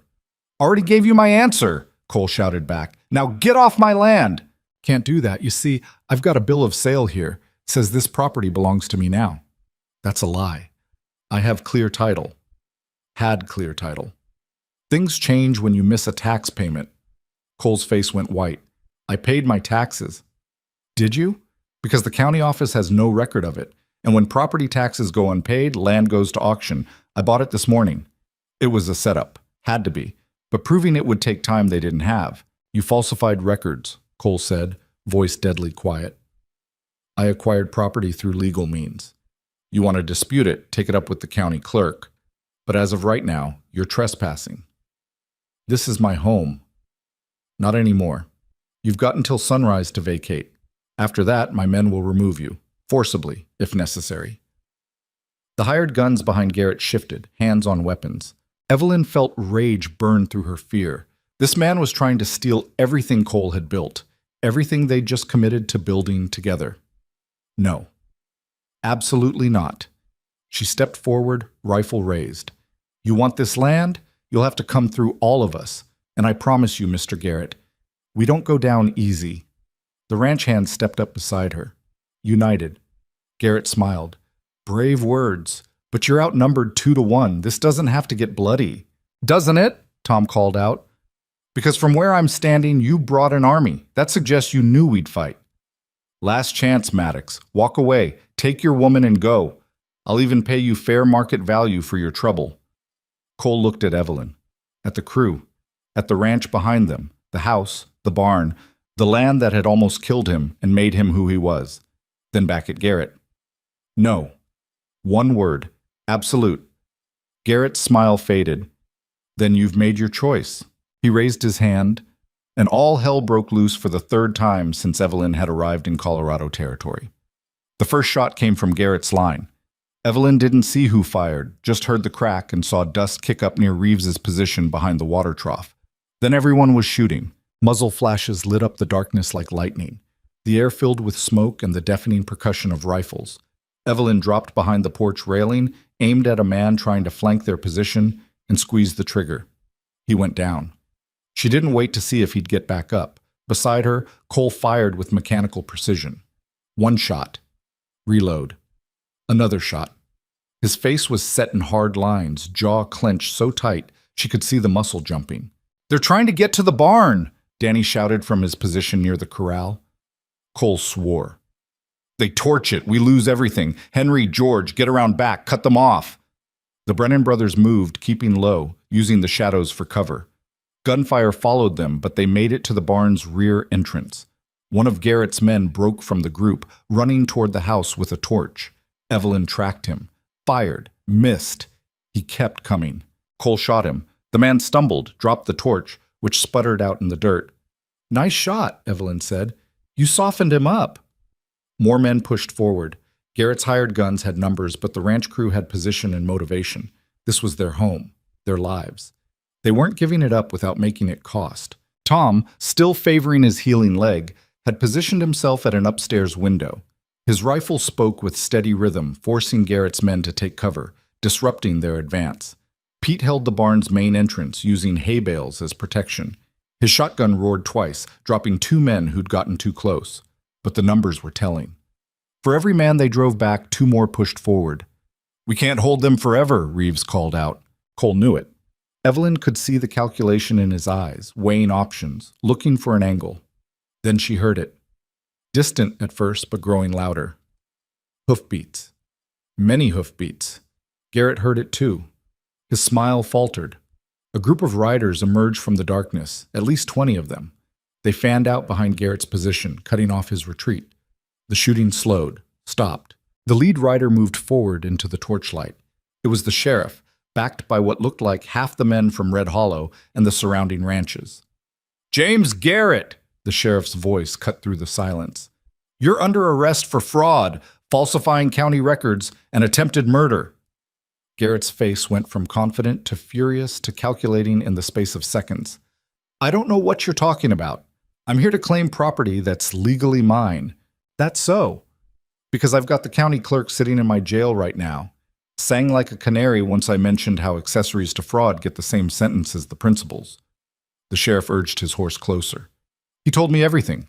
How you paid him to lose Maddox's tax payment records. How you filed a fraudulent auction notice. How you bought property that was never actually for sale. You can't prove any of that. Don't have to. He already confessed. Signed a statement. The sheriff's smile was cold. Your brother Samuel's in a cell next to him, by the way. Seems his conscience got the better of him when he heard you were planning to kill people over this land grab. Came to me this afternoon with the whole story. Evelyn felt Cole tense beside her. Samuel had helped them? The same man who'd rejected her on sight? Garrett's hired guns were looking at each other now, uncertain. The job had been to intimidate, maybe rough up some ranch hands. Nobody had signed on for a murder charge. Drop your weapons, the sheriff ordered. All of you, or I'll deputize every man here and we'll end this the hard way. For a long moment, nothing happened. Then one of the hired guns dropped his rifle. Then another. Within seconds, the whole group was disarmed. Garrett sat his horse, isolated, his face twisted with rage. "This isn't over, Maddox." "Yeah, it is." Cole stepped off the porch, rifle still in hand. "You tried to steal my land, tried to kill my people. You'll be lucky if you don't hang. I'll be out in 6 months. Men like me always are." "Maybe, but you'll never set foot on my property again, and everyone in this territory will know what you are." That's a sentence that doesn't end. The sheriff's men moved in, shackling Garrett and his crew. The would-be land thief went quietly, but his eyes promised violence deferred, not abandoned. After they'd been led away, the sheriff rode over to Cole and Evelyn. "You two all right?" "We're standing," Cole said. "That counts for something." It was Mrs. Cooper who raised the alarm. She was in town earlier, heard Garrett bragging to his men about running you off by morning. Came straight to me. The sheriff glanced at the ranch, the scattered evidence of the fight. "You've got good people watching out for you." "I'm learning that." After the sheriff left with his prisoners, the men from town, ranchers and shopkeepers who'd ridden out in the middle of the night to help, stayed long enough to make sure everyone was accounted for and no one was seriously injured. A few grazes, some powder burns, but nothing that wouldn't heal. They refused payment, refused thanks. Just nodded, remounted, and rode back toward Red Hollow. "That's the territory for you," Reeves said, watching them disappear into the darkness. "We take care of our own." Cole put his arm around Evelyn's shoulders. She leaned into him, suddenly exhausted. "Come on," he said quietly. "Let's get you inside." They checked on the crew first, made sure everyone was settled, wounds cleaned, adrenaline starting to fade into the bone-deep tiredness that followed violence. Then they went upstairs to their room now, she had to keep reminding herself, and sat on the edge of the bed. "Hell of a wedding night," Cole said. She laughed, but it came out shaky. "I've had worse." "When?" "I'm sure I'll think of something." She looked at her hands. They were trembling now that the immediate danger had passed. "I killed another man tonight. Maybe 2. I'm not sure." "I know." "Shouldn't I feel something? Guilt or horror or—" "You feel what you feel. There's no right way to process this." He took her shaking hands in his steady ones. "You did what needed doing, kept yourself alive, kept us all alive. That matters more than how you feel about it right now. You're very calm about all this. I'm furious, terrified, relieved, but I'm also tired, and falling apart won't help anyone." He kissed her forehead. "We can fall apart tomorrow. Tonight we just need to make it through." They lay down together, still fully clothed, too wired for sleep but too exhausted to do anything else. "Cole?" "Yeah?" "What Samuel did, helping us. Why would he do that?" "Conscience, maybe? Or maybe he realized his brother's a dangerous bastard and wanted to get out before it all came crashing down. Do you think he regretted sending me away?" Cole was quiet for a moment. "I think he made a choice based on fear, saw you as a risk instead of an opportunity. His loss became my gain, so I'm not complaining. That's very pragmatic." "I'm a pragmatic man." He pulled her closer. "Now stop thinking and try to sleep. Morning's going to come whether we're ready or not." Morning came with brilliant sunshine that felt insulting after the violence of the night. Evelyn woke to find Cole already up, dressed, standing at the window. "What are you looking at?" she asked. "The ranch. Making sure it's still here." She joined him at the window. The land stretched out unchanged, pastures, mountains, sky. The barn stood solid, the house stood solid. The only evidence of the previous night's chaos was some bullet holes in the porch railing and disturbed dirt in the yard. "It's still here," she confirmed. "Yeah, thanks to you. Thanks to all of us." "Thanks to you," he repeated firmly. "You stood up to Garrett, rallied the crew, fought like hell when it mattered." He turned to face her. "You saved this place as much as anyone." She didn't know what to say to that, wasn't used to being the person who saved things. For most of her life, she'd been the one needing rescue. "I'm going to check on the men," Cole said. "You should rest." "I should make breakfast." "You should rest," he repeated. "The men can fend for themselves one morning." But she couldn't rest, couldn't sit still. So she went downstairs and started cooking anyway. made enough food for an army because her hands needed something to do, and feeding people was the one skill that always felt useful. The crew dragged themselves in looking rough, exhaustion etched in every face, but they ate with good appetite, and slowly the conversation started.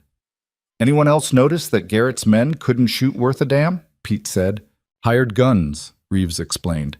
"They're good at looking intimidating, not so good at actual fighting. Still outnumbered us 2-1.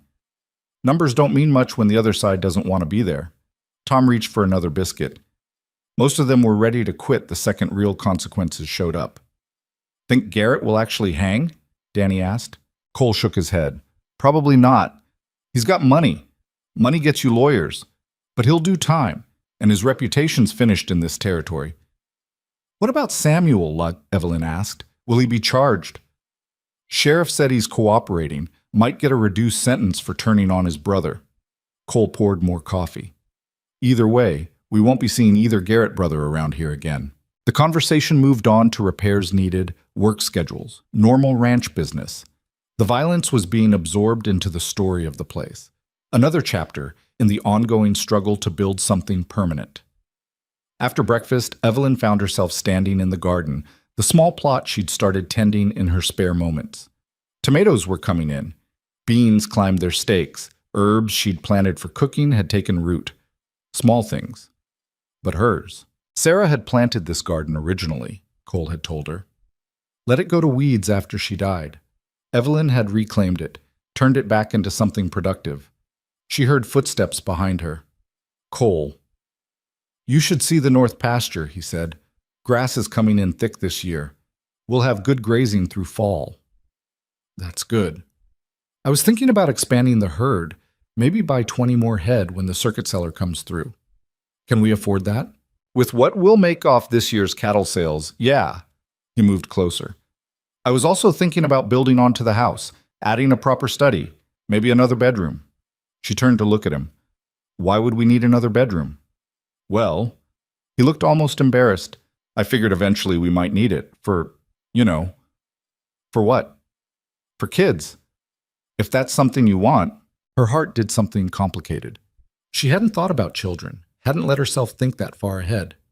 But now that he'd said it, the image formed unbidden. A child running through this garden, learning to ride, growing up surrounded by this vast sky. "I don't know," she said honestly. "I don't know if I'd be a good mother." "You'd be a great mother. You already take care of everyone here." "That's different. I can walk away from the ranch hands if they annoy me. Can't do that with a child." He smiled. "True, but you wouldn't want to. That's the difference." "You're very certain about this." "I'm certain about you. The rest we'll figure out as we go." He took her hand. "No pressure, just thinking out loud about futures and possibilities." Futures and possibilities. 3 months ago, she'd had neither. Now she had both in abundance. "Ask me again in a year," she said, "when we've survived a full winter and I know what I'm really signing up for." Deal. They stood in the garden together, surrounded by growing things, and Evelyn felt something settle in her chest. Not happiness exactly. Happiness seemed too simple for what she felt. More like rightness. Like pieces clicking into place. The next weeks fell into a new rhythm. The hired guns who'd been wounded but not killed were tried and sentenced. Garrett was sent to the territorial prison for 7 years. Samuel got 2 years for his role in the fraud, reduced because of his cooperation. The story spread through the territory. How Evelyn Maddox had faced down a dozen armed men on her wedding night. How the community had rallied to protect one of their own. How the Maddox Ranch had become something more than just a piece of property. It had become a symbol. People started stopping by. Ranchers wanting advice. Women wanting to meet the Eastern lady who'd shot rustlers and fought land grabbers. Evelyn found herself hosting more dinners, more gatherings, becoming a reluctant center of social activity. "You're famous," Cole teased one evening after they'd fed 15 people. "I'm exhausted." That too. He helped her clean up, a routine they'd fallen into naturally. "You don't have to do this, you know, the hosting." "I know, but I want to. These are our people now. Our community." "When did that happen? You deciding they were our people?" She thought about it. "Probably the night they rode out to help us. The night I realized we weren't fighting alone." He kissed the top of her head. You're going to make me soft. You were always soft, you just hide it better than most. Summer faded into fall. The cattle sale went well, better than Cole had projected. They bought the additional head, expanded the herd, made improvements to the property. Evelyn kept treating injuries and illnesses as they came up, kept cooking, kept managing the household with increasing confidence. And at night, she and Cole would sit on the porch, watching the stars, talking about everything and nothing. "I never asked you," Cole said one evening. "Do you miss Philadelphia?" "No. Sometimes I miss who I was before everything fell apart. When my father was still himself and my mother was alive and the world made sense. But Philadelphia?" She shook her head. "That was just geography. It was never home." "What's home?" She gestured at the ranch, the mountains, the endless sky. "This, all of this, the work and the danger and the beauty." She looked at him. "You." He didn't say anything for a long moment. Then, "I used to think home was just a place, the ranch, the land, something you could build and defend and own. Sarah taught me it was more than that. It was people, connection, belonging. And now? Now I think it's both. Place and people together, can't have one without the other." They sat in comfortable silence, watching night settle over the territory. "Cole?" "Yeah?" "I'm happy. I know I'm not supposed to say it out loud because it might jinx things, but I am. Happy. Here. With you." He squeezed her hand. "Good. Because I'm happy too. Didn't think I'd get to feel this again after Sarah died. Thought that part of my life was finished. I'm glad it wasn't." "Me too." Winter came early that year. First snow in October, unusual for the territory. The ranch prepared, stocked up on supplies, brought the cattle to lower pastures, reinforced buildings against the coming cold. Evelyn discovered she liked winter, liked the way snow muffled sound, made the world quieter, liked being forced to stay close to the house, close to Cole, while the weather raged outside. They spent long evenings reading by the fire, her with Sarah's medical texts, him with ranching journals. Sometimes they'd read aloud to each other, sharing knowledge, building a common language. Tom's leg healed completely. Danny got engaged to a girl from town. Pete took over as foreman when Reeves decided to retire and move closer to his daughter in Denver. The ranch evolved, changed, became stronger, and Evelyn changed with it. One morning in December, she woke feeling strange, nauseous, dizzy. She made it to the wash basin before she vomited. Cole appeared in the doorway, concerned. "You all right?" "I don't know, might have eaten something off." But 3 days later, she was still getting sick every morning, and certain foods that had never bothered her before suddenly smelled revolting. She did the calculations, checked the calendar, felt her breasts, which were tender. "Oh." She sat down on the bed, processing. Cole found her there an hour later, still sitting, still processing. "What's wrong?" he asked. "I'm pregnant." He went very still. "You're sure?" "No. But all the signs are there. Morning sickness, tender breasts, missed courses." She looked up at him. "I didn't plan this." "Neither did I, but—" He sat beside her. "How do you feel about it?" "Terrified. This wasn't supposed to happen yet. We were going to wait. I was going to have time to figure out how to be a wife before adding mother on top of it. Life doesn't wait for us to be ready. That's not helpful." "I know, sorry." He took her hand. "But for what it's worth, I think you'll be amazing at this." "You don't know that." "I know you, that's enough." She wanted to believe him, wanted to feel excited instead of scared, but all she could think about was her mother dying in childbirth, about women she'd seen her father treat who'd hemorrhaged or gotten infections or simply failed to survive the ordeal. Pregnancy killed women, regularly, routinely. "I could die," she said quietly. "You could. You could also die from 100 other things. Doesn't mean you stop living." "This is different." "How?" "Because if I die, I'm taking the baby with me. 2 lives instead of 1. He was quiet for a long moment. Then, "Sarah was pregnant when she died. Did I ever tell you that?" Evelyn's breath caught. "No." 3 months along. We were going to wait to tell people until she was further. Then she got sick and—" He stopped, swallowed hard. I lost both of them, her and the child we'd never meet. I'm sorry. Don't be. I'm telling you because I understand the fear. I lived through the worst-case scenario, and I survived. Barely, but I survived. He turned to face her. But I also know that letting fear make your decisions is no way to live. You can't control what happens. You can only choose how you face it. And if I die, then I'll survive that too. I'll raise our child and tell them about their mother who was brave enough to build a life out of nothing. He cupped her face. But you're not going to die. You're too stubborn for that. She laughed despite herself. That's your medical opinion? That's my professional assessment as someone who's seen you survive everything life's thrown at you so far. She leaned into him, letting his certainty anchor her fear. Okay, she said finally. Okay, what? Okay, we're doing this. Having a baby, being parents, figuring it out as we go. Yeah? Yeah. But I want a doctor here for the birth. A real doctor from Denver if necessary. And I want the house stocked with medical supplies. And I want... He kissed her, cutting off the litany of requirements. Whatever you need. We'll make it happen. She told the crew at dinner that night. Their reactions ranged from excited, Danny, to concerned. Pete, who'd lost his wife to childbirth years ago, to practical.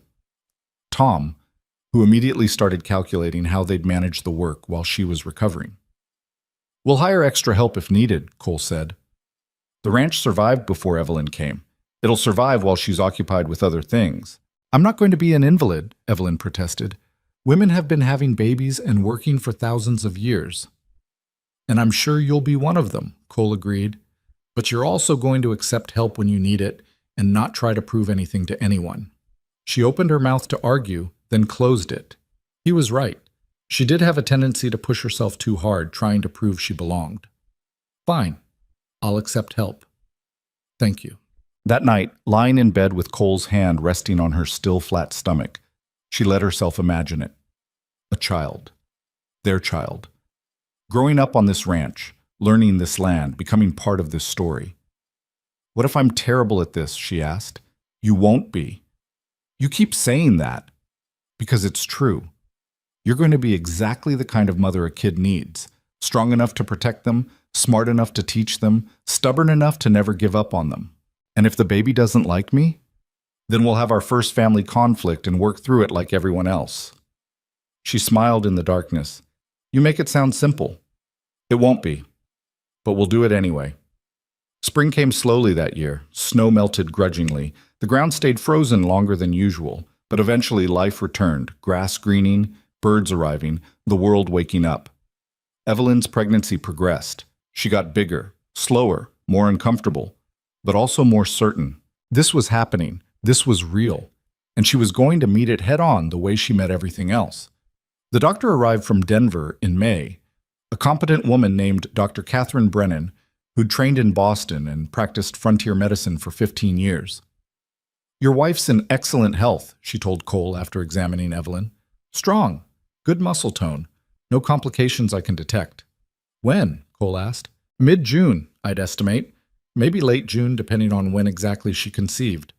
Dr. Brennan stayed at the ranch, paid well to be available when needed. She helped with other medical issues in the community while she waited, making house calls to neighboring ranches, treating injuries and illnesses. Evelyn liked her immediately, appreciated her directness, her competence, her complete lack of sentimentality about the process. Childbirth is dangerous, Dr. Brennan said bluntly. Anyone who tells you otherwise is lying, but you're young, healthy, and you have me. Those are all advantages. What are the risks? Hemorrhage, infection, obstructed labor, but we'll watch for signs of each and intervene if necessary. You're not doing this alone. Thank you. Don't thank me yet. Wait until you're holding a healthy baby, then you can thank me. The baby came on June 18th in the early morning hours after a night of labor that left Evelyn exhausted, terrified, and absolutely certain she was going to die. She didn't die. Instead, as the sun rose over the mountains, she delivered a daughter, small, red-faced, screaming with furious life. Dr. Brennan cut the cord, cleaned the baby, and placed her in Evelyn's arms. Perfect, the doctor announced. 10 fingers, 10 toes, healthy lungs. Well done.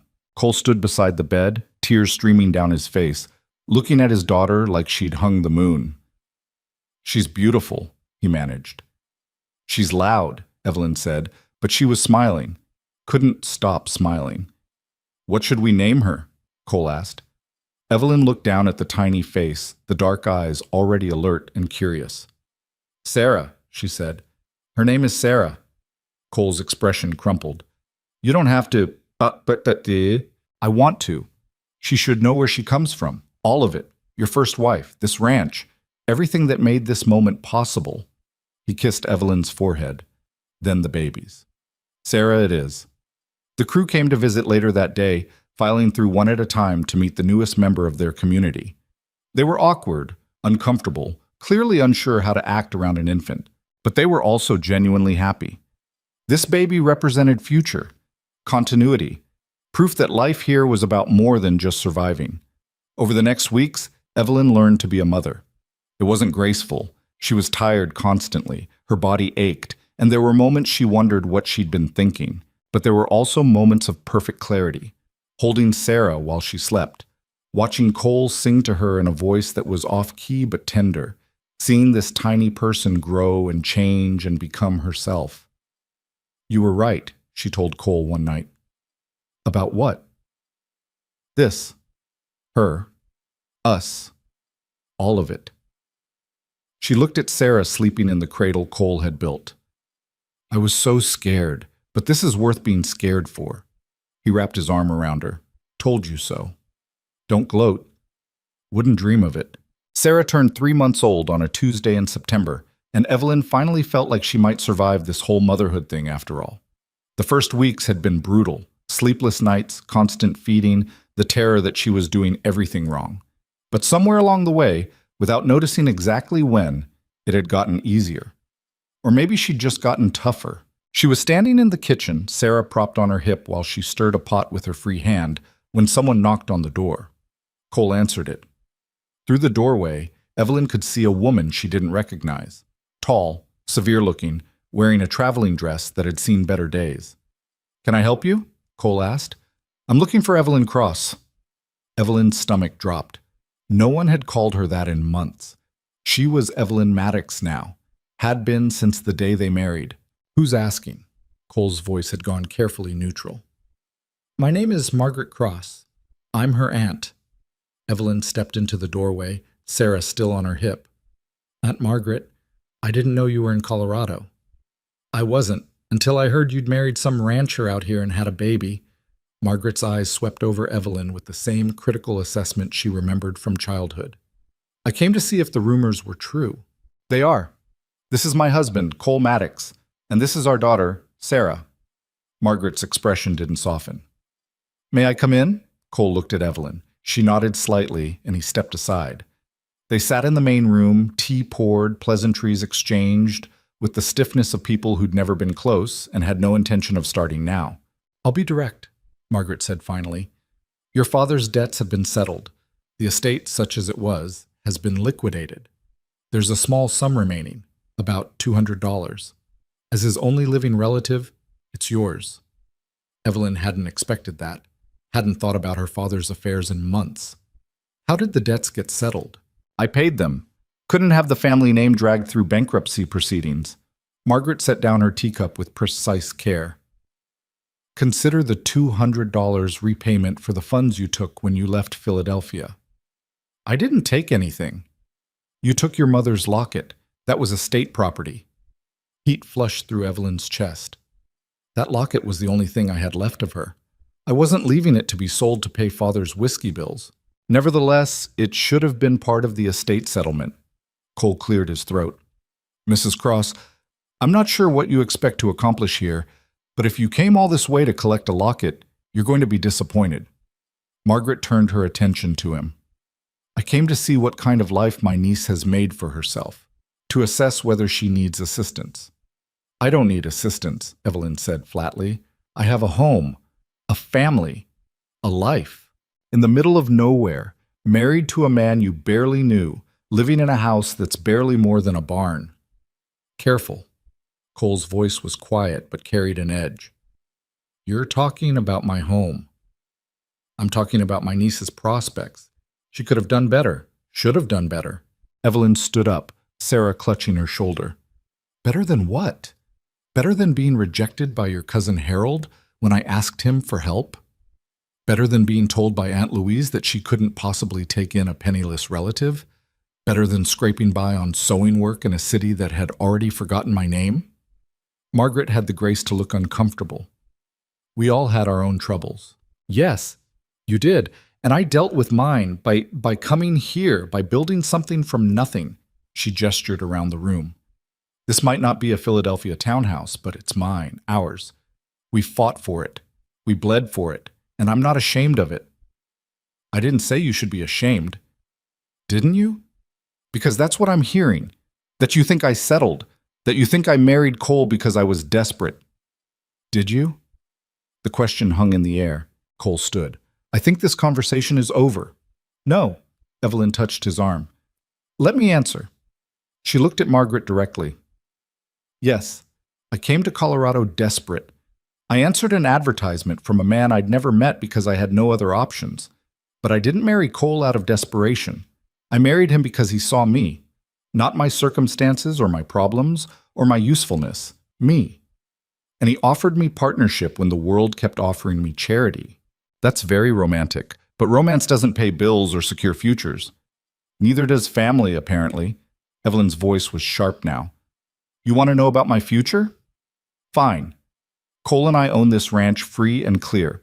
We run cattle that'll bring in $3,000 this year.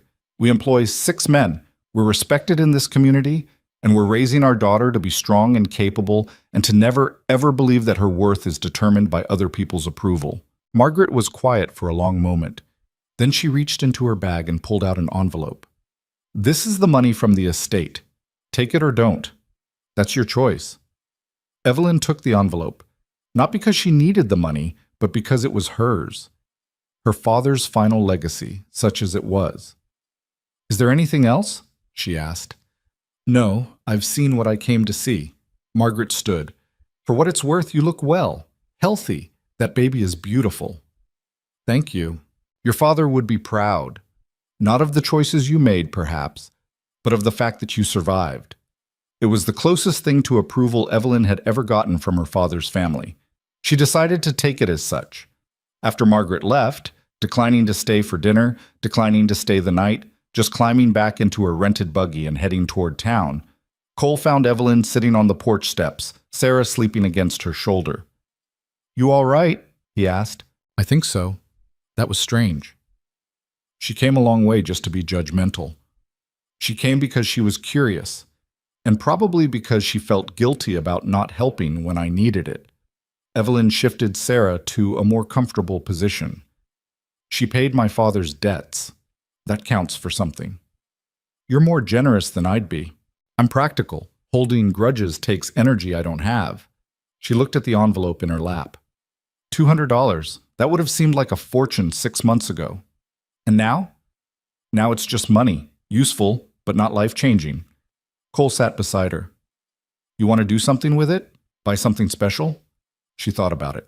About what she would have wanted 6 months ago versus what mattered now. I want to start a fund, she said finally, for women like I was. Women who end up in Red Hollow desperate and alone. Give them options beyond marrying strangers or starving. What kind of fund? Emergency lodging, job placement, maybe eventually a loan program so they can start businesses or buy property. She looked at him. I got lucky. You gave me a chance when you didn't have to, but not everyone gets lucky, and they shouldn't have to depend on luck. He smiled. You're going to change this territory. I'm going to try, one desperate woman at a time. Over the next months, Evelyn worked with Mrs. Cooper and several other women in Red Hollow to establish what they called the Women's Relief Fund. They used Margaret's $200 as seed money, added donations from community members, and created a small boarding house specifically for women in transition. It wasn't much. 3 rooms, basic furnishings, enough to house women for a few weeks while they found work or made plans. But it was something, a safety net that hadn't existed before. The first woman they helped was a widow named Clara, whose husband had died in a mining accident, leaving her with 3 children and no income. The fund gave her lodging while she found work at the general store and arranged childcare. The second was a young woman who'd run away from an abusive situation back east.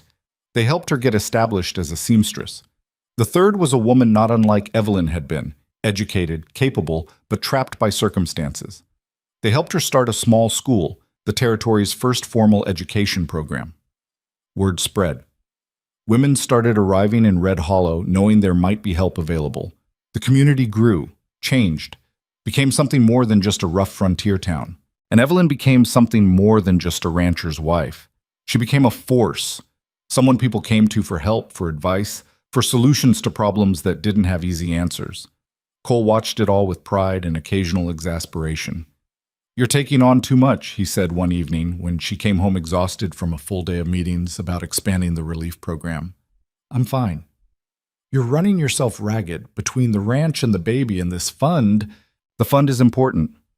"I know it is. But so is taking care of yourself." He pulled her close. "Let other people carry some of this." She knew he was right, had been pushing herself too hard, trying to prove she could do everything at once. It was an old pattern, the same one that had nearly broken her in Philadelphia. "Okay," she said, "I'll delegate more. Trust other people to handle things." "Good. Because Sarah's going to start walking soon, and you're going to want energy for that." He was right about that too. Sarah was already pulling herself up on furniture, determined to be mobile. Another month, maybe 2, and she'd be toddling around getting into everything. Time was moving fast. Too fast. Sarah's first birthday came with more celebration than Evelyn had anticipated. Half the territory showed up. Ranchers, townspeople, families who'd been helped by the relief fund. They brought food, gifts, affection. Cole built a small table and chairs sized for a toddler. Tom carved a set of wooden animals. Mrs. Cooper made a dress so beautiful it should have been saved for special occasions, except Sarah immediately smeared cake all over it. Evelyn stood watching the celebration, Sarah sticky and happy in her arms, and felt something she hadn't expected to feel. Contentment, not the desperate scrambling of survival, not the anxious hope that things might work out. Just quiet satisfaction with what was. "Penny for your thoughts," Cole said, appearing beside her. "Just thinking about how far we've come. How different this is from where I started. Any regrets?" "None." "You?" "Just one." She looked at him, concerned. "What?" "That I didn't find you sooner, could have had more years with you." She leaned against him. "We have all the years ahead, that's what matters." Sarah squirmed, wanting down to investigate the new toys. Evelyn set her loose and watched her toddle determinedly toward a wooden horse, falling once but getting right back up. "She's got your stubbornness," Cole observed, "and your inability to quit. Poor kid doesn't stand a chance." They laughed together, watching their daughter navigate her small world with fearless determination. The years that followed weren't easy. There were droughts that killed crops, harsh winters that decimated the herd, illnesses that swept through the community, ranch hands who came and went, cattle prices that fluctuated wildly. But there were also triumphs. Sarah grew into a fierce, curious child who could ride almost before she could run and ask questions that made Evelyn's head spin. The relief fund helped over 100 women in its first 5 years, becoming a permanent fixture of the community. The ranch expanded, prospered, became one of the most successful in the territory. And Evelyn and Cole built something that went beyond property or wealth. They built partnership. The kind where you could fight at breakfast and laugh at dinner, where you could be exhausted and frustrated and still choose each other, where love wasn't some abstract feeling but a daily practice of showing up, working hard, and refusing to quit on each other. On their 5th anniversary, Cole took Evelyn to the ridge overlooking the valley, the same ridge where they'd first talked about futures. "I have something to show you," he said. He led her through a stand of trees to a clearing she'd never noticed before. In the center stood a house. Not the rough-built ranch house where they lived, but something more deliberate. Stone foundation, solid timber frame, real glass windows. "When did you build this?" she asked. "I didn't. We did. The crew and I. Been working on it for 6 months, whenever we had spare time." She walked inside. The space was open, bright. A large kitchen with a proper stove, a study with built-in bookshelves. Upstairs, 3 bedrooms. "I don't understand," she said. "The ranch house is functional, but this is home. Built for us, for our family. for whatever comes next. He took her hand. I wanted you to have something that was chosen, not just inherited or improvised. She looked around at the carefully crafted space, at the evidence of hours of work, at the vision of a future planned and built with intention. It's perfect, she said. It's ours. They moved in the following month. Sarah got her own room, immediately filling it with books and rocks and treasures from the ranch. Evelyn set up the study exactly how she wanted it. Medical texts on one shelf, household records on another, a desk positioned to catch the morning light. And Cole transformed the main bedroom into something that felt like sanctuary, a place where they could retreat from the demands of the ranch and the community and just be themselves. The old ranch house became housing for the foreman and his family. The property evolved, adapted, grew, just like the people who lived on it. Sarah turned 7 the year Colorado became a state.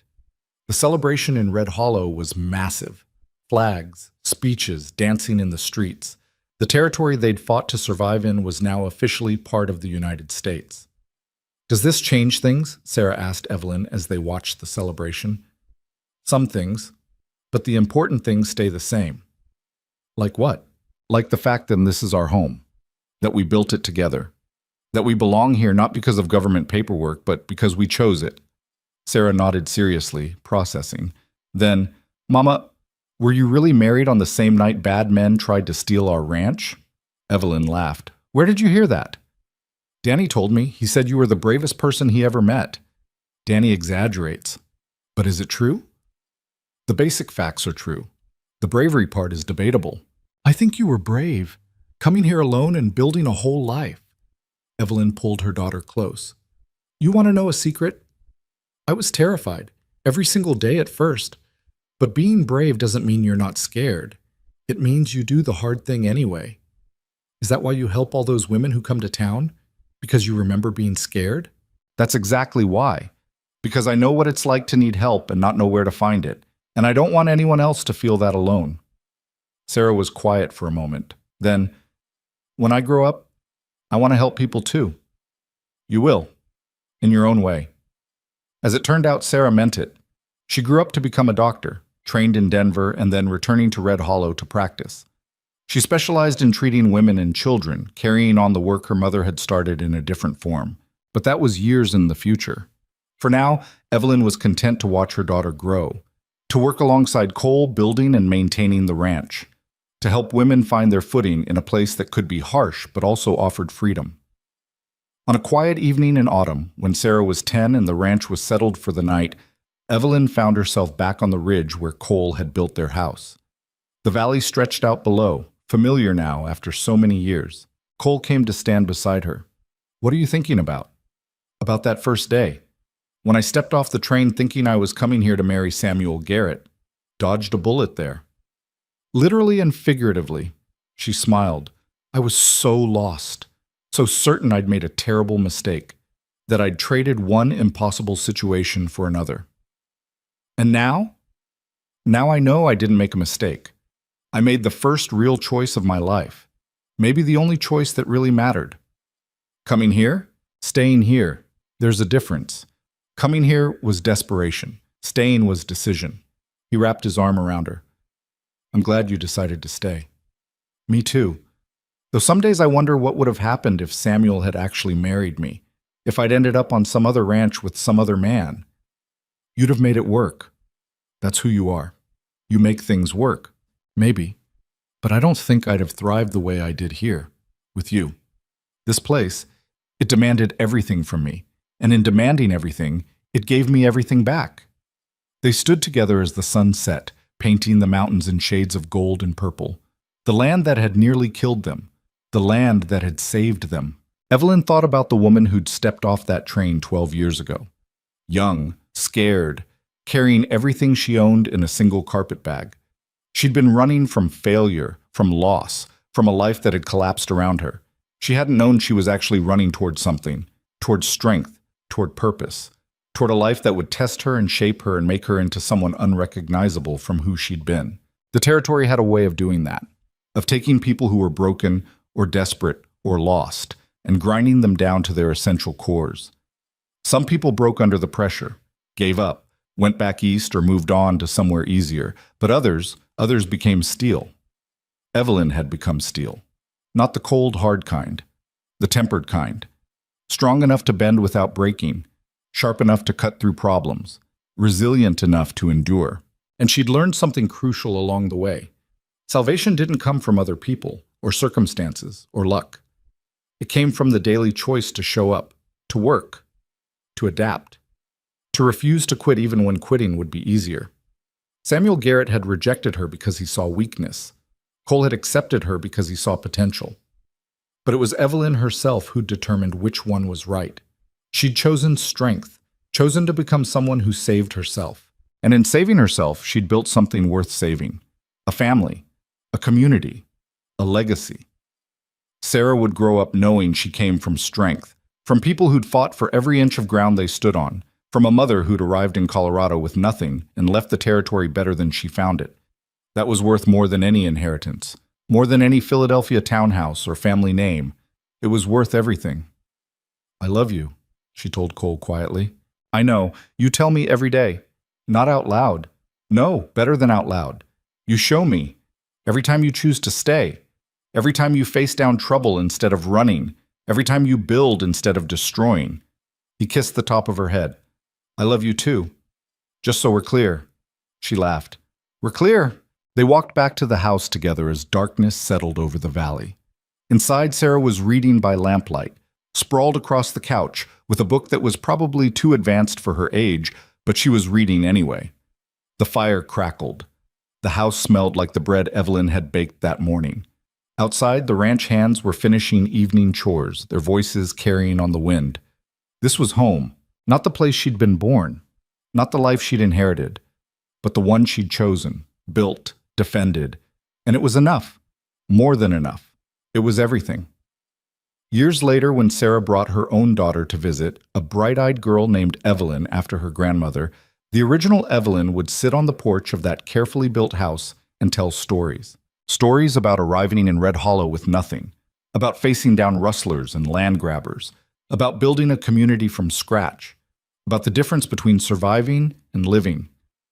"Were you scared?" young Evelyn would ask. "Terrified, every single day for the first year. But you did it anyway." That's what courage is, sweetheart. Doing the hard thing even when you're scared, especially when you're scared. "Grandpa says you're the strongest person he knows." Grandpa's biased, but I'll take the compliment. She'd watch her granddaughter run off to explore the ranch, and she'd remember being that young, that uncertain, that desperate for a path forward. The path had found her. Or maybe she'd found it. Either way, it had led here, to this porch, this family, this life. And looking back over all the years, all the struggles and triumphs and ordinary moments in between, Evelyn Cross Maddox could honestly say she had no regrets. She'd come to Colorado to escape, but what she'd actually done was arrive. Arrive at herself, at her strength, at a life that was entirely, absolutely, definitively her own. And that made all the difference. The sun set over the mountains one more time, casting long shadows across the valley. The ranch settled into evening quiet. Inside the house, multiple generations gathered for dinner, talking, laughing, sharing the stories that connected them. Evelyn looked around the table at the family she'd built. At Cole, still strong despite the gray in his hair. At Sarah, now a doctor serving the community her mother had helped establish. At the grandchildren who bore her name and her determination. This was legacy, not wealth or property or status, but people, connection, the ripple effect of one desperate woman's choice to keep fighting instead of giving up. She'd stepped off a train thinking her life was over. She'd been wrong. It had just been beginning, and what a beginning it had turned out to be.